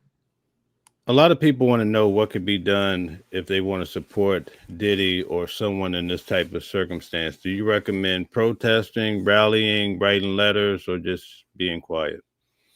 Well, I'm gonna tell you this, and you got to be careful, because one thing I will tell you, there is some behavior in the Diddy trial that concerns me. The situation with Cassie really concerns me, because as a man, you know, I'm an old school man. I was raised with my grandparents. I raised with my grandfather. Old school man. We don't touch women. We don't beat women. We don't put our hand on women.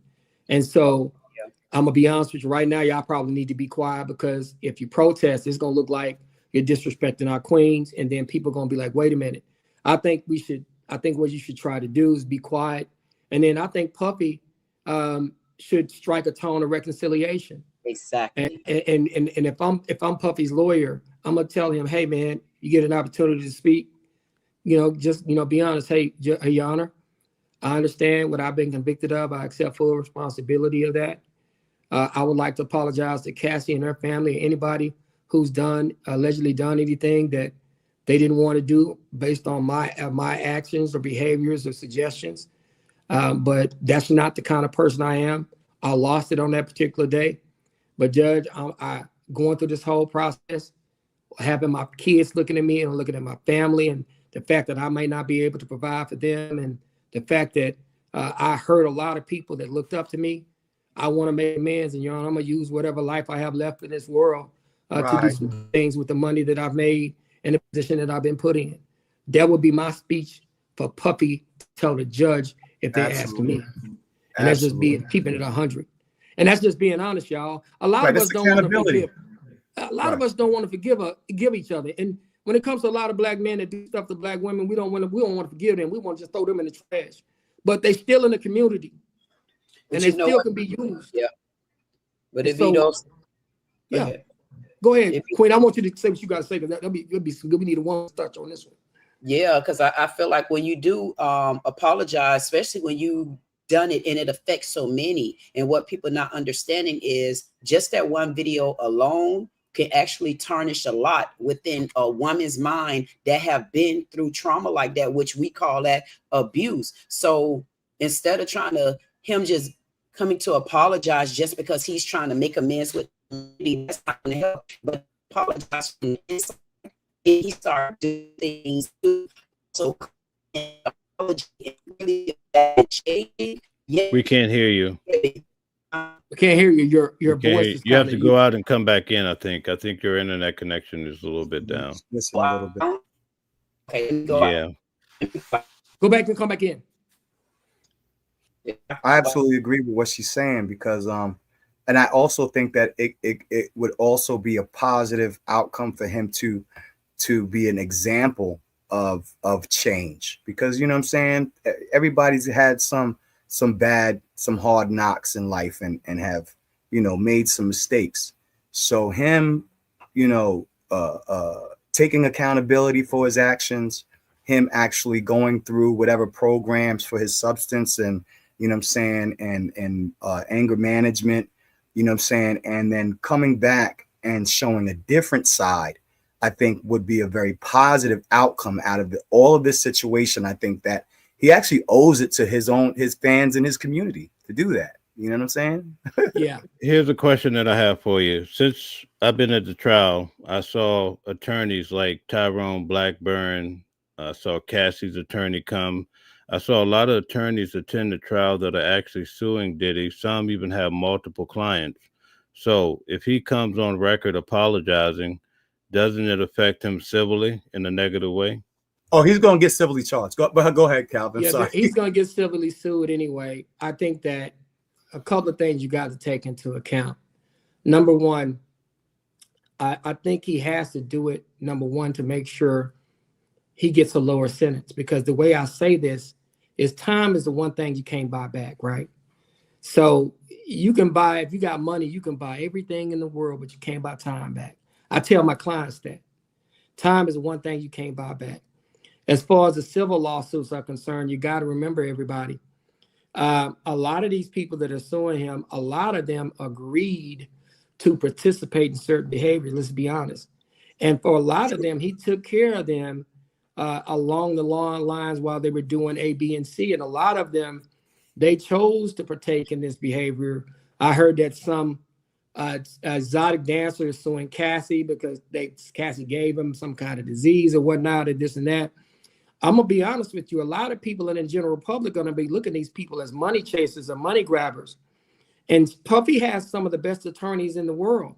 He's gonna make sure that those lawsuits are defended and that they're fought to the fullest.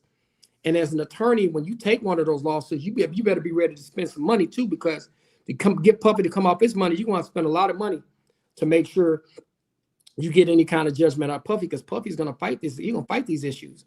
He's not just gonna take it laying down, and he shouldn't. I have a question about that guy, about that case, the particular one that's against Cassie with the dancer.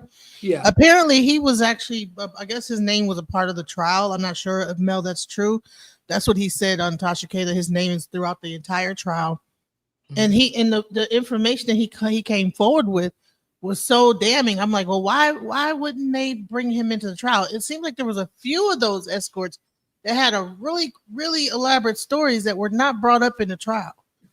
And see, the problem with those people are, and I'm gonna tell y'all this, is that they are probably gonna prove Cassie was part of initiating a lot of the sexual encounters, because they can't just come in there and testify to the negative. And they have to provide, the state has to provide Puffy's attorneys with all the text messages. So let's say Shake Something come in there. We're going to give him a name. We're going to say Shake Something. That's what we're going to call him. So I bring Shake Something in there, and Shake Something, he got some bad information on Puffy, but I see a bunch of text messages where Shake Something, Cassie is telling Shake Something, hey, I want to see you. Me and Puffy want to see you next week. As a matter of fact, I want to see you on the side, and we ain't gonna even tell Puffy about it. And I'm gonna take care of you. They have to provide all of that kind of stuff. So those potential other witnesses probably had a lot of problems, right, in terms of some of the stuff they agreed to and some of the behavior that they participated in. Right. Can I add on to that? Because yeah, a lot of times the prosecutors, if they see that somebody that they're going to bring on may also be contrary to their position, they won't call them, and the state won't, the defense won't call them, because if they call them, then when they go to question them, they have to do a direct examination as opposed to a cross. And in cross examination, you get to ask leading questions.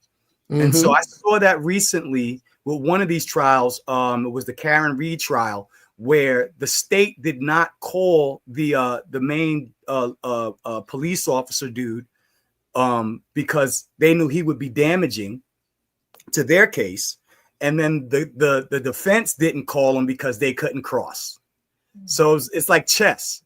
You know what I'm saying? It was like, you know what? If I can't cross-examine him, then, you know what I'm saying, then the state can just come and ask 5 questions and then say, you know what, we're done, and we'll never get to the information that we want. We'll never be able to open those windows. So you got to be careful with that. Yeah, you got to be careful, man. You can hope you can, right? Right. Another thing that happened is the jury. So now the jury members are starting to come out and do shows and start to talk about how they really saw this whole thing, right? One thing that the juror member said was that off rip, they were all looking at the case like they were trying to railroad P. Diddy. Then they said that they didn't really believe Don. The juror says that? Yeah, on CNN. They said that they off rip, they were already like looking at the case, listening. It was a brother too. I was upset with him. Like, come on, man, you're supposed to be unbiased. You're gonna look at her and say, "Oh, I know she was," you know what I'm saying, or this one was not guilty. Like, once again, Mel, what I tell you, we had this conversation, Mel. I remember before they did the verdict and before they did the deliberations, I said, there are some people, and it was white guys. It was the white guys that I'm exactly. People are worried of the government. They're like, I don't know about the government. Sometimes they do too much. We have to lean more of that out. So Calvin, yeah. Calvin, in a situation like that, even though that wasn't initially what I was gonna say, I say these people done got long-winded more than me. But listen, yeah, I wanted to say, what would that be called? Because as a juror, if you, in a sense, already got a decision in your head and now you're saying it out loud, that wouldn't lead back to anything?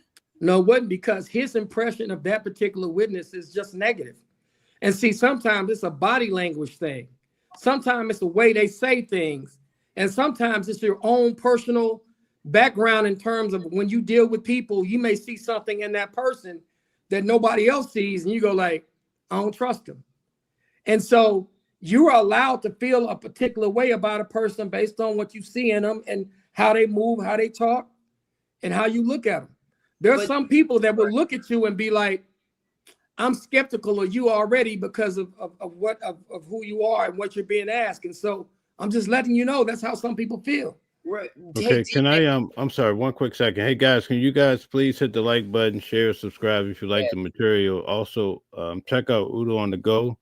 Udo's been out there at the courthouse every day, really covering this case. So check him out. Udo, I'll let you chime in whenever you get ready. Go ahead, Queen. I was gonna say, but DJ, didn't you say that? Who did you say was that the jury was saying trying to railroad him?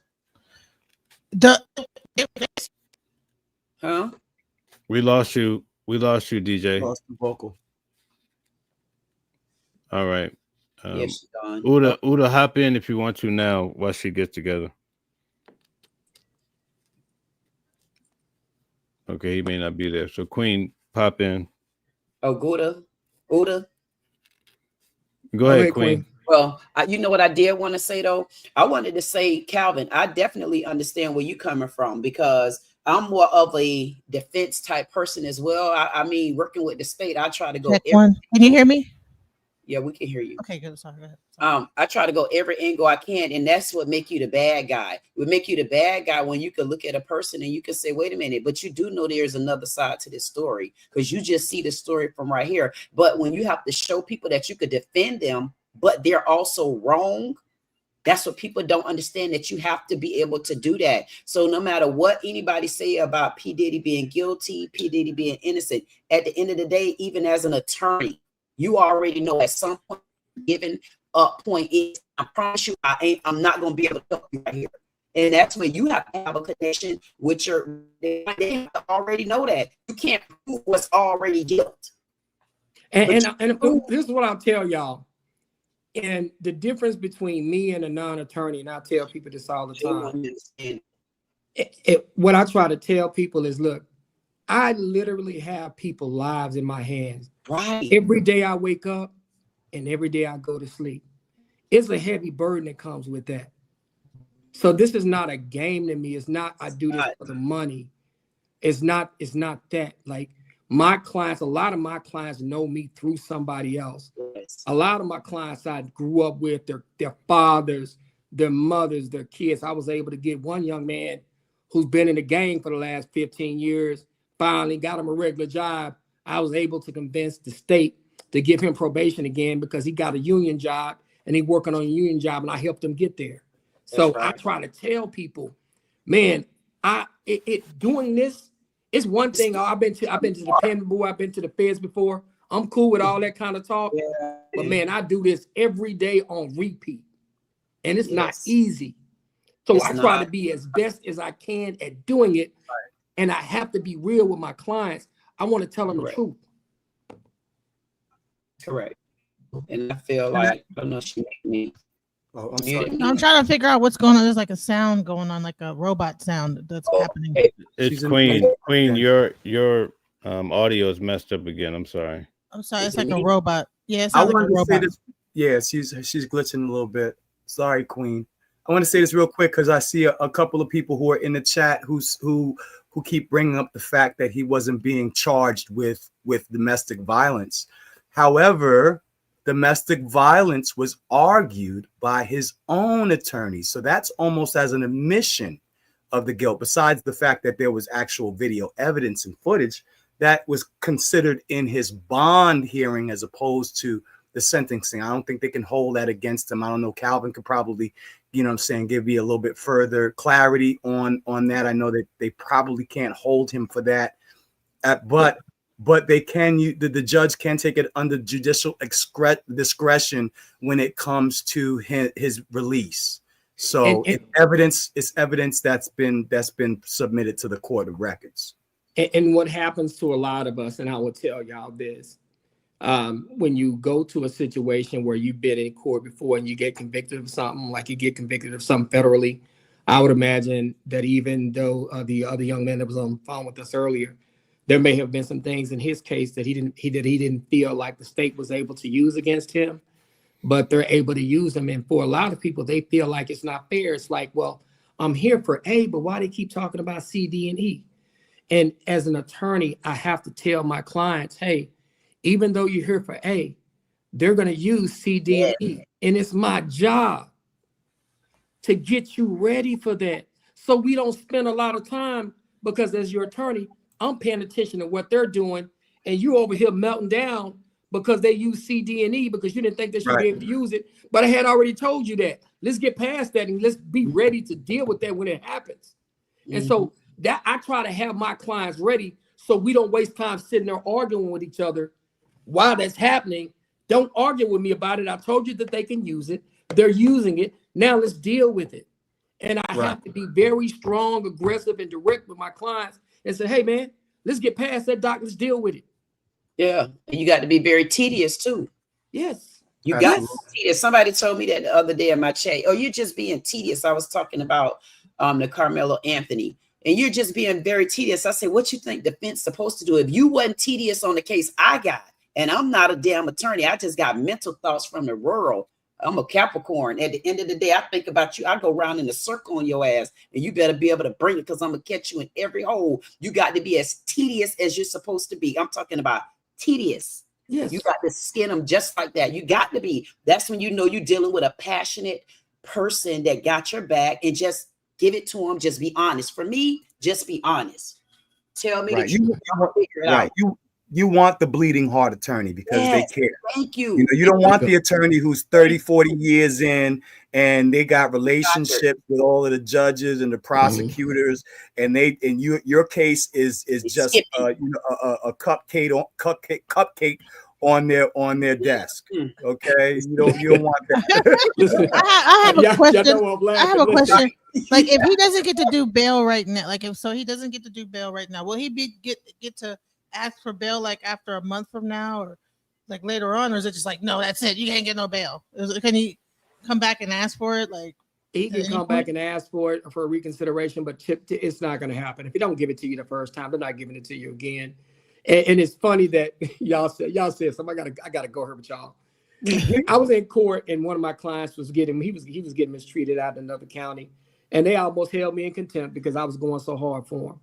And it's because I'm like, man, it's not fair. It's not right. But I did understand what he did. He put himself in a bad situation. I just didn't think it was a fair situation. And so y'all making me laugh when y'all say, look, you got to have an attorney that goes with his heart, man. I was going with my heart in there that day. You went Roman J. Israel up in there? Oh, man, I did. I almost got myself jammed up out there. I almost had to call somebody because I was that upset because my client was in there. And I was like, nah, man, it's not right. I'm not going to let, no, they're not going to do him like that. They're not going to do him this way today out here. And it's in another county that's a little bit more Republican, that's a little farther up. But I was like, nah, y'all not gonna do him today.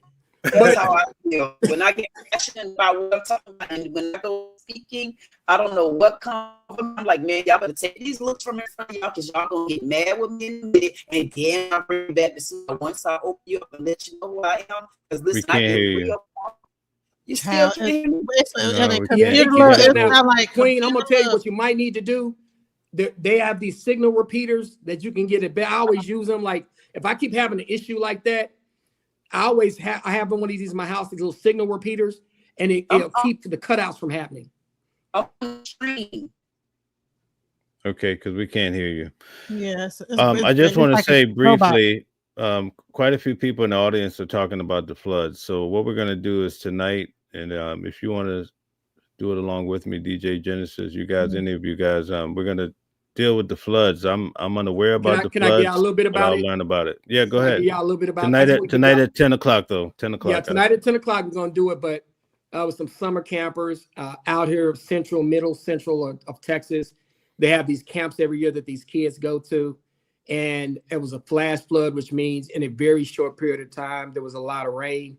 So there's not a lot of time to be able to get people out. When the rain comes in, sometimes in Texas, rain can happen where rain's extremely heavy for an hour or hour and a half straight, real heavy, and you don't have time to get people together and move them. And they were already out at camp. And they're in Texas, there are a lot of rivers, a lot of waters, a lot of wooded areas, a lot of cloggish things that can happen. So that's kind of what happened in Texas. And so a lot of people got hurt because of that. But we'll talk about that later.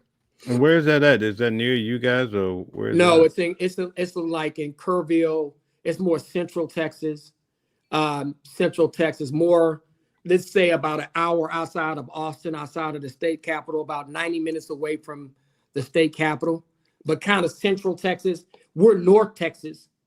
We're closer to Oklahoma. We'll say from Dallas to get to Oklahoma, you're about another 2-hour drive. Texas is huge, so y'all got to understand, Texas is big. So you can drive for 12 hours and still be in Texas, depending on where you're going to.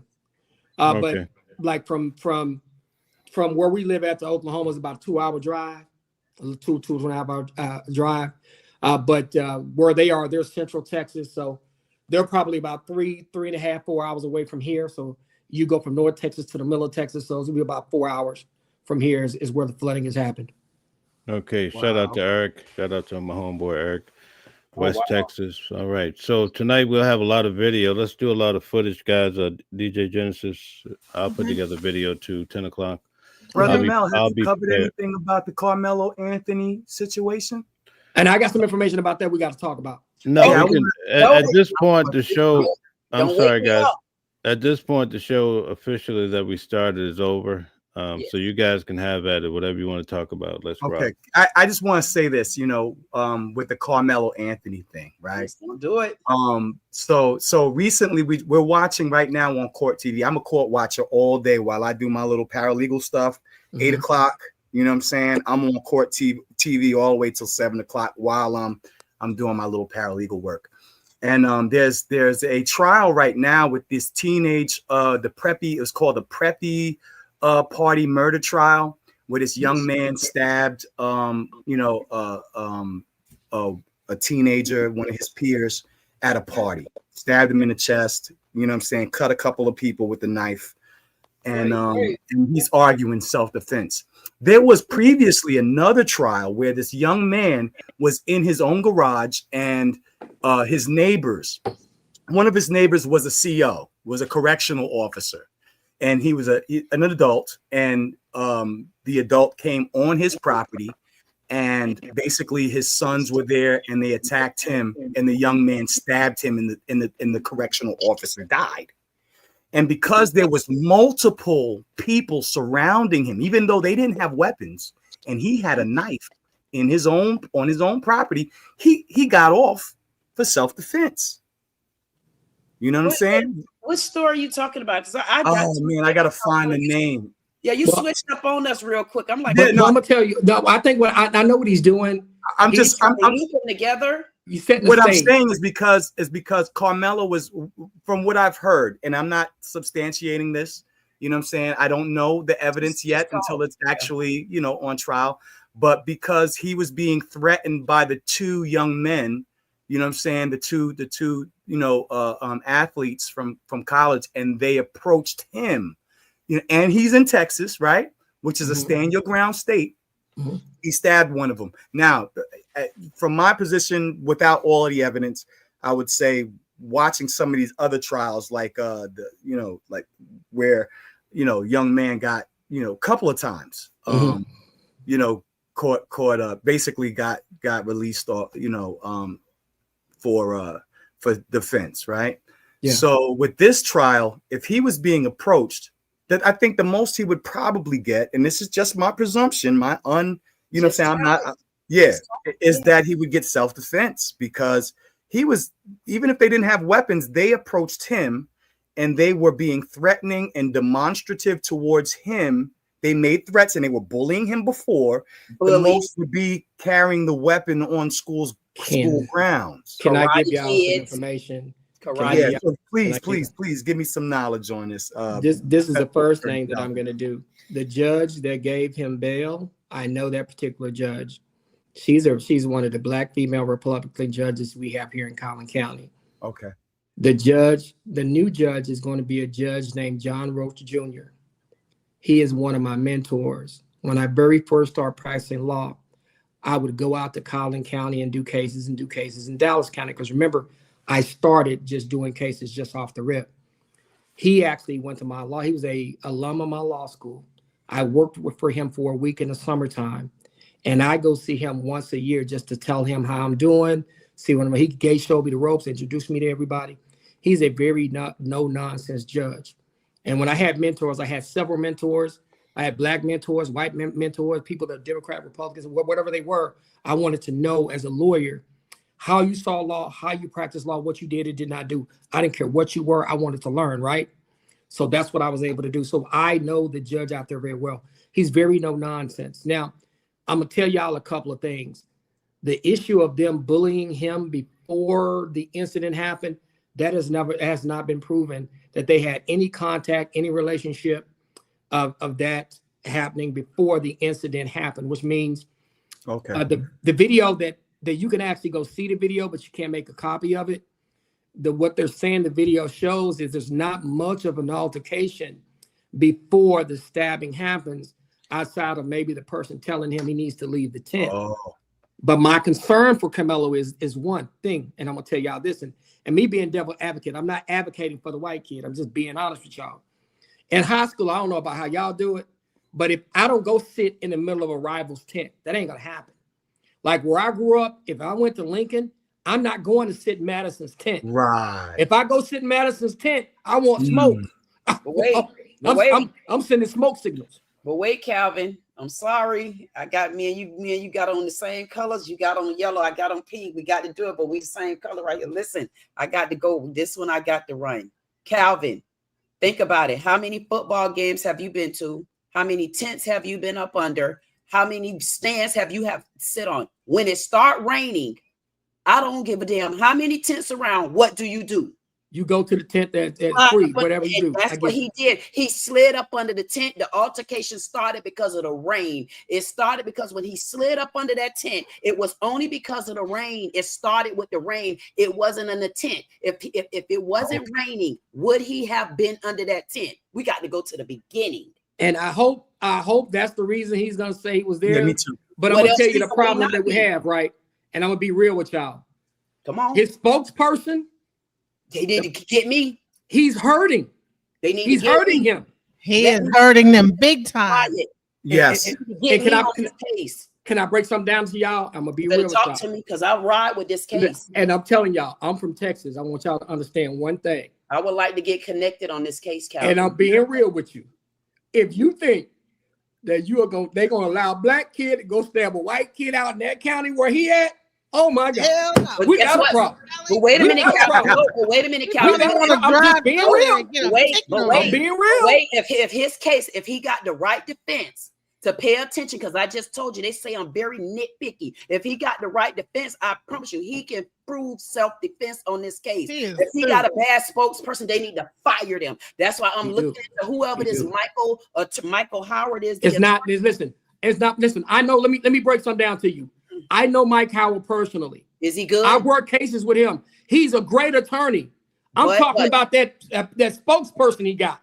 The other guy. I don't want to say his name because I don't want problems in Dallas. I don't deal with him. Right. But I'm telling you, it's the other person. That's the problem. Mike Howard knows what he's doing as an attorney.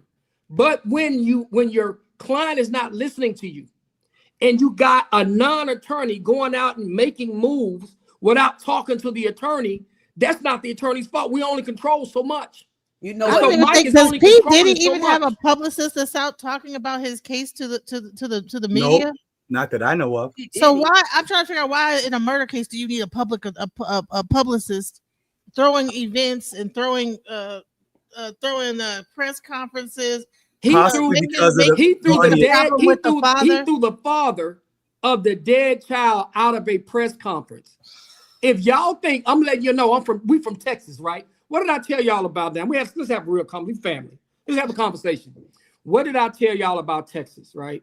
we had the highest number of people wrongfully convicted that were on death row in the state of Texas, and the county, this county sits next to the county that I'm in, and they're worse than we are when it comes to certain things, right? So my concern is, and I'm just being honest with you, the temperature here in Texas, when you got the wrong spokesperson out there doing the wrong thing for the client, it's not even the attorney's fault because he can only control so much. When you got a group of folks that's not listening to you as an attorney, and you out in that county, and the white kid gets stabbed, and you're black, and the white kid looks like he didn't have a weapon. I'm just saying, I'm not advocating for the kid. I'm just telling you, if it was my son, and I'm in Texas, I'm worried. I'm worried for Carmelo. I'm worried. I would be worried too, Calvin, but I could tell you this too. I would be as worried as nothing. The reason why I wouldn't be worried, because when I date back to the beginning of this story, we asked what started this story. What started this story was the rain. And we all know that we've ran up under tents. And my question is, when you've ever ran up under the tent, do you think any of them would have addressed you to get from up under that tent as an adult? So why did they do it to him as a kid? What made them want to come and communicate with them? If they had a problem with him up under the tent and he said, touch me. First he said no. Then he said, touch me. Right then and there, they're holding Carmelo Anthony accountable for that. But wait, why don't you hold the deceased, rest in peace, hold him accountable for why didn't he turn around and go tell him the door? But I'm going to tell you what the problem is. I'm going to tell you what the problem is. If Carmelo would have two-pieced him in the face, if he'd have maybe even stabbed him in the leg or something like that, but a stab to the heart and the kid dies, one stab. There's going to be, listen, I'm going to tell you this right now. When in Texas, when you use self-defense, you're supposed to use the level of aggression that's used against you. And what's going to happen is the state is going to argue, when I assert self-defense, I have to prove that the amount of danger I was in led me to take an action that could cause serious bodily injury or death. But the burden shifts to me because I'm asserting self-defense. That's why I'm worried for Carmelo. I'm not disagreeing with you, sis. No, but that boy got a problem. But if there were multiple opponents, it was his brother. If there were two opponents against one, his brother, you can like I'm a martial arts instructor. When you get into, I'm gonna tell you the problem, y'all. I'm gonna tell you the problem. You know what the problem is with that one? And this is one of the problems that he's gonna suffer from. We'll take our chance. If that's my school, if I'm a witness, I'm not gonna say everybody in there was against him. I'm gonna say nobody else was bothering him. It was just him and Austin. And that's the problem he's gonna run into because you in their tent. But wait, that's Calvin, the hard problem. I'm being real with you. That's the hard problem he's gonna run into. No, Calvin, but wait a minute. His mama been talking too much. His daddy been talking too much, and his brother's been talking too much. His brother has admitted. His brother said, Carmelo Anthony said, touch me. He said he wasn't moving, and then he said, touch me. The brother said, my brother put his hands on him. The mother also said in the beginning when it first happened, the mama said he's an arrogant young man. She said he don't back down. She said if he think he's right, he's gonna keep coming at you. He bullied them. They knew karate. They was in the woods shooting hogs and pigs. They already knew they just came from a boxing because they boxed too. And you play football and you running track. You were not scared of him. Right, I'm gonna tell y'all something. Can I just make one quick thing? So DJ, tonight at 10, if you guys want to move it to 9, we can, but let's get some video footage of this case too. Let's go over this case and please. All right. Yeah, I'm trying to jump on now. You know, I'm a little bit because I got court tomorrow. I got to start getting back in my ground. I took off this week. Uda on the go. Somebody wanted to come up. I'm not sure how to. Calvin, you got to come back, Calvin. I'm gonna try to, y'all. I'll be your legal assistant. I got to pay my I'll be your legal assistant on this one. But I'm being real with y'all. Listen, y'all. Listen. Y'all got to understand. I'm from here. Me too. I'm from here. I know how things are out here. Right. And I see how Bubba and Billy Ray are currently feeling at this point. And guess what? And I see how Bubba and them are feeling. But Kevin, and I'm concerned. And the jury pool out there is not going to be us. The jury pool out there is not going to be favorable to us. Calvin, And so that's my concern. We need to start putting our boots on the ground. I just feel like if you really believe in this case, I feel like we could fight this case. Think about this, Calvin. We're going back to Trayvon Martin. Trayvon, the exact identical thing happened. The only difference is the murderer got away with it.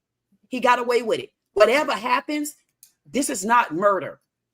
You're going to give me something self-defense. You're going to charge him with a gun. I feel like if we really believe in, if you believe in the case, I feel like we can put our boots on the ground and we can surround that area. But this is the problem. We can do it. That's not going to stop anything. That's not going to stop anything. The problem that's happening right now is this, y'all. I'm going to be honest with you. I don't agree with the spokesman that he has for his case. That spokesman is hurting him big time. And I could not represent him unless that spokesman was removed from the situation. There's no way that I would touch this case at all. Can I talk? And I have a question too. Hold on. Hey, guys, take me off. I have to step away for a minute. DJ, put somebody else in my place. Bring me back up later when you. Yeah, y'all, I'm going to be honest with you. I got to get on. I'm going to try to come on later on tonight because we need to have a longer conversation about this one. I'm going to try to get on for a little while tonight with y'all. But I'm being real with y'all. Like, we got a problem down here because this thing has not been handled properly. Calvin, I would like to work with you on this, Calvin. And I'm not, you don't know how, listen, you don't know all my books. You don't know everything that when I tell you I got the notes. Queen got the notes. When I say they call me tedious, I'm very tedious. Queen, now. Let me break something down to you.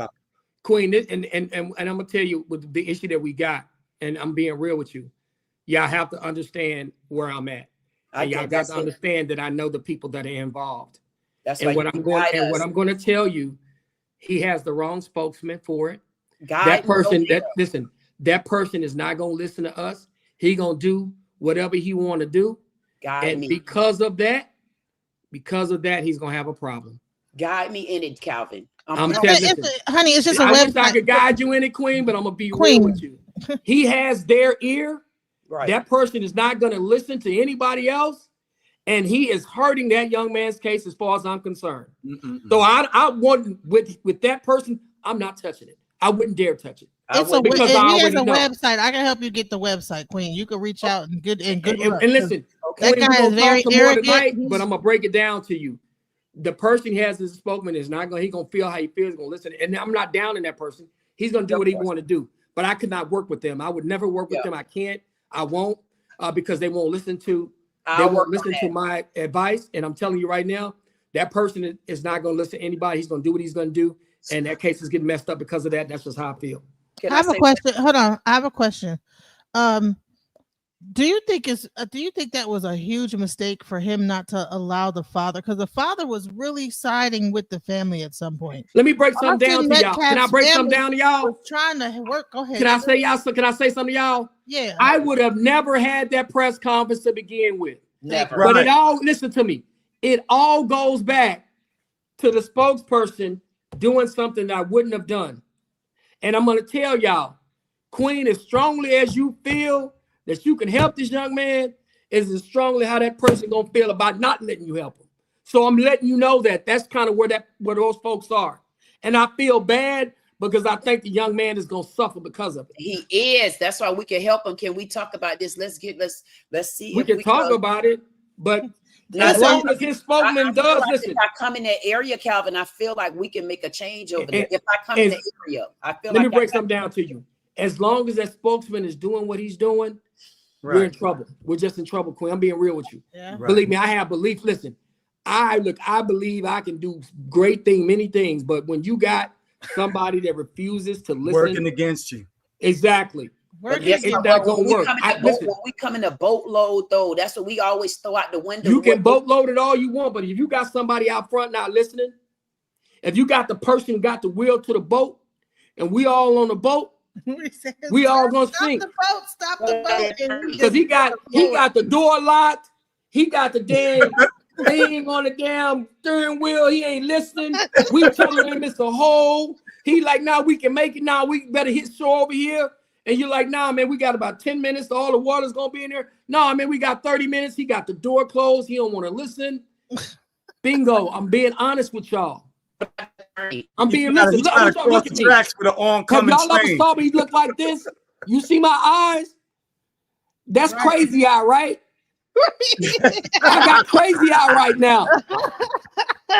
Back in the day when if I met a woman and she had crazy eye, I wouldn't talk to her. Right now, I'm that woman with crazy eye. Yep, psychosis eye. Right, exactly. I'm being real with you. No. Oh, but listen, y'all, we had a great time today. I'm gonna try to get back with y'all tonight. Let me get myself going because I can meet some other obligations and try to be able to get on later on tonight. But listen, I enjoyed this, y'all. And the other thing is, the brother, if you're still listening, if I got into an argument with you, hey, I'm gonna tell you this. Peace, my brother. I'm past all of being into an argument with anybody. I'm a king. You are a king. You're my brother, whether you think you are or not. I'm only responsible for how I treat you. I'm not responsible for how you're going to treat me. My brother, with the one we got into an argument with, I only wish you the best. I wish you success in your life, sir. Me being real. Let's being honest. That's who I am. Yeah, I think it was Sean G. It wasn't Sean G. Just, hey, man, I wish you the best, Sean. I'll have no problem with you. My deal is in life. I'm at a point I'm 53. I just turned 53 last Saturday. I'm enjoying this life. I do this for a living. I wish the best for you in your life and whatever you choose to do with it. That's just who I am. I don't have to win an argument. It came up for a moment, Calvin. Exactly. And I know that. But you're nothing but respectful. You're a respectful guy, and you're a defense attorney. And he was acting like he's on Diddy's side, or Diddy gonna be free. So what would his argument be with you when you're a defense attorney? And that's the whole thing. He wasn't even on the jury. He was sitting in the bench watching like the questioning his status as a lawyer. You're a lawyer. You're more of a professional than us. That's why you're here. Hopefully, you could break down some little things to us so we could get us all savvy on the law. Right. We're not going to try to bad mind you and strong up on you. Yeah, man. And but you know what? You, brother. And you know what? I appreciate y'all doing that, man, because you know I was kind of losing I was losing contact with the world for a minute because I was right here to back you up. I said, no, let me keep talking. I'm like that because y'all can tell, like, hey, I ain't, I was about to blast him too. Yeah, crazy eye. You're getting the crazy eye, Calvin. The crazy eye. I'm not silver spoon. But you contain yourself. I'm not green, I'm brown. But you contain yourself. That speaks volumes for how you carry yourself because you contained yourself. So that speaks volumes. Yeah. And it's not about those things. Because if you really want to have a conversation, y'all could have spoke. You could have did a back and forth. Y'all could have spoke. And then he abruptly just left. So obviously you just came for a moment. You're not really coming for a conversation. And that's not what we want to show the younger people as well. We want to show them that we can communicate. We can have a difference of opinions, still do it conducive. Everything will be cool and smooth. We don't have to fight about our opinions. Like even on my channel, some people say Diddy guilty, Diddy free, whatever you feel. Everybody's going to feel what they want to feel. And we ain't got to be strong on each other about that. And you know what you just said, man, listen, let me tell you where, and me keeping 100, I tell people, you know, I had to understand certain things about myself. In the past, I like to get back at people. I've been going to therapy. They've been helping me out with that. Therapy. So, no, listen. Everybody should get it. They've been helping me out with that. Therapy is good. Because it makes me a better person. And I'm trying to be a better person, and that's what we should want to be. If you realize you got certain issues, which I do, I want to make sure that I get those issues addressed. That's what grown men do. That's right. I'm a grown man, so I know I got the issue, so I had it addressed. Listen, back in the day, I like to get back at people, but I'm not like that no more. It doesn't matter as long as you stand in your truth. He fell out. I think it's fine. It doesn't matter. And some people do stuff like that. They come on just to sabotage a good point. Ma, let me tell you something. You know, black folk who are trying to do something better in their lives, you get so much heat from your own people. Like, you know what I'm saying? Like, I'm a father's rights advocate. I've helped many. I've won 13 legal actions going back and forth since 2017. And while I'm not an attorney, I know how to give legal advice. I know how to search up information. Yes. You know what I'm saying? I have a plethora of own personal knowledge. I have my own little organization, a fraternity of fathers legal rights, where, you know, it doesn't even matter what race somebody is. If people are fighting for their kids, they're fighting for their kids or whatever, I'm there. And I don't, you know, I'm not charging nothing because I'm not an attorney. But at the end of the day, I still give freely. And if people hit me up personally, I go and do my research about their state and about their laws and about this, that, and the other. I give them the precedent. I give them, you know what I'm saying, statutory, you know what I'm saying, information. You know what I'm saying? And then brothers will turn around and be like, "Oh, you ain't nobody, bro. You still paying child support. My baby mama owe me." Listen, and I ain't fighting that fight. Hey, let me say something real quick. I want to also make a statement that I get it that people have been in the courtroom and stuff like that. Well, I've been there and I'm watching. Okay, well, Mel's been there too, but you don't see Mel arguing with a Calvin because he been there. He wasn't even there every day. I was there every day. I was there every day. He left, came back when Cassie came. So stop. I was there every day. So that's a fable that he said right there. Because I was there every day from jury selection. He came the first day. He left. He wasn't there. Then he came back another day. Cool. So it's not about who was there every day. We here. He's a lawyer. He understands the case. He see it in front of his face. He's been studying law for how long? It's not. If we could do it right now, what's the difference? Why can't he see it and look at something? We all have an opinion. And he was just dealing with a judge that and how they do their schedules of the whatever schedule of the blah blah blah. I've been a legal assistant. Yeah, I've been a legal assistant. He knows exactly how this works because he's been in the courtroom and how those numbers add up and how they how judges normally do the stuff. Absolutely. And I'm had to do if you was a lawyer or not. You could have been studying it, didn't even make it to the whole thing. I'm gonna listen to you because you know something that you know. Right. But y'all know what I'm gonna tell y'all. Because they ain't make it. No, you know what you know. You know what I'm gonna tell y'all, but what happens, and I'll say this, and there's nothing against Sean G. Man, once you go do some time, and let's say you get into the system and you don't have an attorney who has your best interest at you're gonna be distrustful. You're gonna be distrustful, and if your first interest into the system, you didn't end up with somebody you trusted, then it could really affect you. And I think it probably affected Sean G. Yeah, he might not have felt like whatever he went through that they probably treated him fairly, and what happens is that's not even that, man, because he was there for some other stuff. I got friends of people that's there for real type stuff. He was there for some little evasion business or whatever had happened. I get it, but we're not gonna do that. Stop. Yeah, we're not. It's about respecting each other. Yeah, that's the first thing we're pushing forward. We're raising young black men as well as fathers. Yes, sir. What are we pushing out here? This is what is first thing first. Legal literacy. Legal literacy. And this is how people like y'all on the panel is how we're going to get the legal literacy by learning a little 1-2 thing with people like y'all on the panel is what I'm saying. My audience is 79% male. So that's why I was always feeling like it's important to have a role model like Mel, a role model like Calvin. Now all of you guys are here because I think that not enough energy and time is being given to the male audience and what they are suffering and what they're going through, legal issues, things like that. So this panel that I'm doing is really in support of the male audience and also, of course, the female, but mainly the men knowing how to help themselves in legal situations, seeing how they can get out, understanding the law so that they don't get caught up. We've done how many shows together, Calvin? Going over. Please go back and watch those shows. We talk about when you get pulled over, what to do, what not to do, how to conduct yourself in a traffic stop. So this is not the first time that just with Diddy is that Calvin and I have really brought information to this audience to try to help them to make sure that they stay above the law. Yeah. And you know what I'll tell y'all at the end of the day, and this is what I try to tell people. I go off people's energy. And when somebody say they're not my brother, and this is my first time talking to them, I'm always aware that I got to be careful with folks because we're at different places in our lives right now. And when I say we're at different places with our lives, especially as black men, we don't deal with each other enough to where we can disagree and can still continue to have relationships.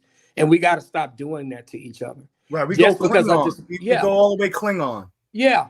Man, we go all, and I had to realize that I used to do that. I have a disagreement with somebody, man. I would go all the way to the hilt on them, and I'll say, Calvin, you can't do that. Yeah. You got to be smart enough to maintain that relationship because we may be able to help each other later. We may be able to come on one accord later. And so I'm in a place in my life where I don't know how much time I got left here. One of my lawyer friends at the courthouse, she had cancer. She just passed away yesterday. And one of my law school friends, her husband got killed at a shooting at the mall by his ex-wife last week. And so life is short. So, man, I'm not going to spend my time arguing with people or making new enemies. I'm at a point where I want to see our brothers and sisters come together, try to learn from each other and support each other. Listen, y'all, I got to walk out of here, but I can stay on the stream, but y'all going to see me walking. And I don't know how. Right. Hey, listen, we got another show that coming on later on tonight. We're going to give everybody a break to get some water and get. Listen, the free Diddy t-shirts, are they still going to put those out, or those Diddy, that whole situation with the Diddy t-shirts? Mel, are you aware of that? Charlucci got the shirts actually, so he had them going on for free. We gave out some the other day, but he's gonna have them, I think, on his website. I think you go to his Instagram, which is Lucci Brand NYC. I think it's .com as well. Lucci Brand NYC. LUCCI. Could you put it in the chat, and we could at least support that's his best friend, correct? Yeah. So we'll go ahead and show some support on it. So guys, are we gonna go at 9 or 10 o'clock tonight? Probably 9, because I know that Calvin gotta go and go to work the next. All right. Yeah, let's do 10 o'clock because I need a little bit of break, and so I got to run some things. Yeah, and be 9 o'clock y'all time, I guess. It'd be 10 our time, 9 your time. No, we're an hour ahead, right? So it would be 10 our time and 9 your time. Okay. Yeah. 10 our time. Because it was 3. It's 3 here, and you guys are starting at 2, so you're an hour behind me. So yeah, we got to factor that in. So yeah, so really 9, 10. Yeah. So how about that would put us at 11. That would be way too late. So I guess we do 10 Eastern Standard Time. Okay. That's I think he's in the elevator right now, but I'll let him know. If you could text him that, let him know. Okay, man. Thank you guys. This has been a really great show. I appreciate it. Oh, you know what? Someone did give a super chat earlier in the thing. I didn't get to celebrate him, so before we go, we're gonna celebrate the super chat that was given by from the podcast with Soul. I want to thank everybody for That's Sean G. Just so you know. Oh, okay. Oh, that he was raising hell in the chat room. Jesus. It's all right. He's passionate. He's a solid brother. He's just passionate. It's all right. Can y'all hear me? Yeah. I thought something was wrong with it. I want to know, Zion. Can I have your information? Zion. Yes. Okay. Can I have your information? Yeah. Yeah. Fraternity of Fathers Legal Rights. Put it in the back chat. You guys just go in the back chat, and then after the show ends, if you guys want to exchange information with each other, you could just stay and communicate and talk. But I want to celebrate Sean G, even though he was argumentative, whatever. So, but we're gonna give. I am blessed to make money, making money, making money, making money, making money, manifest, making money, making money, making money, making money. I ain't stressed, making money, making money, making money, making money. Gratitude is my attitude. I'm making money moves. Jewelry in the safe, piggy bank on full. And I'm living life abundant. I'm making money fast. I'm a money making magnet, making cold hard cash. I'm making money. Oh, I am blessed. All right, we always give a shout out to our super chat with our money making song. That's a mantra, and I've heard that people have listened to that and got some money. You know what I'm saying? So if you want to save it and listen to it over and over, there you go. Yeah, it was a long one too. Huh? I said, yeah, it was a long one. I said, ooh, that puts you in the days for that money. Yeah, make you want to make some money. You know what I'm saying? But thank you guys, everybody. I appreciate it. This has been a great show. Is there any last words anybody wants to say before we roll out? Salute to everybody. Peace and blessings to all of y'all. Always a great conversation. Salute to all of y'all. I'll be back. Salute to the chat. Uda, on go. All right, guys. Eastern Standard Time tonight at 9 o'clock. We're going to go through Carmelo Anthony and the Floods. DJ Genesis, could you please link up with me after this? We'll go through some video footage. I'll try to find what I can, YouTube perhaps. All right. Okay. All right. Sounds good. All right. It's going to be a great production. We're working on better quality shows. So tune back in at 9 o'clock Eastern. Well, wait a minute. That's going to put yours at 10 o'clock. I'm sorry, guys. 10 o'clock Eastern Standard Time, 9 o'clock Texas. Yep. Okay. Cool. All right. Peace. All right. So 10 p.m. Thanks. Welcome me back.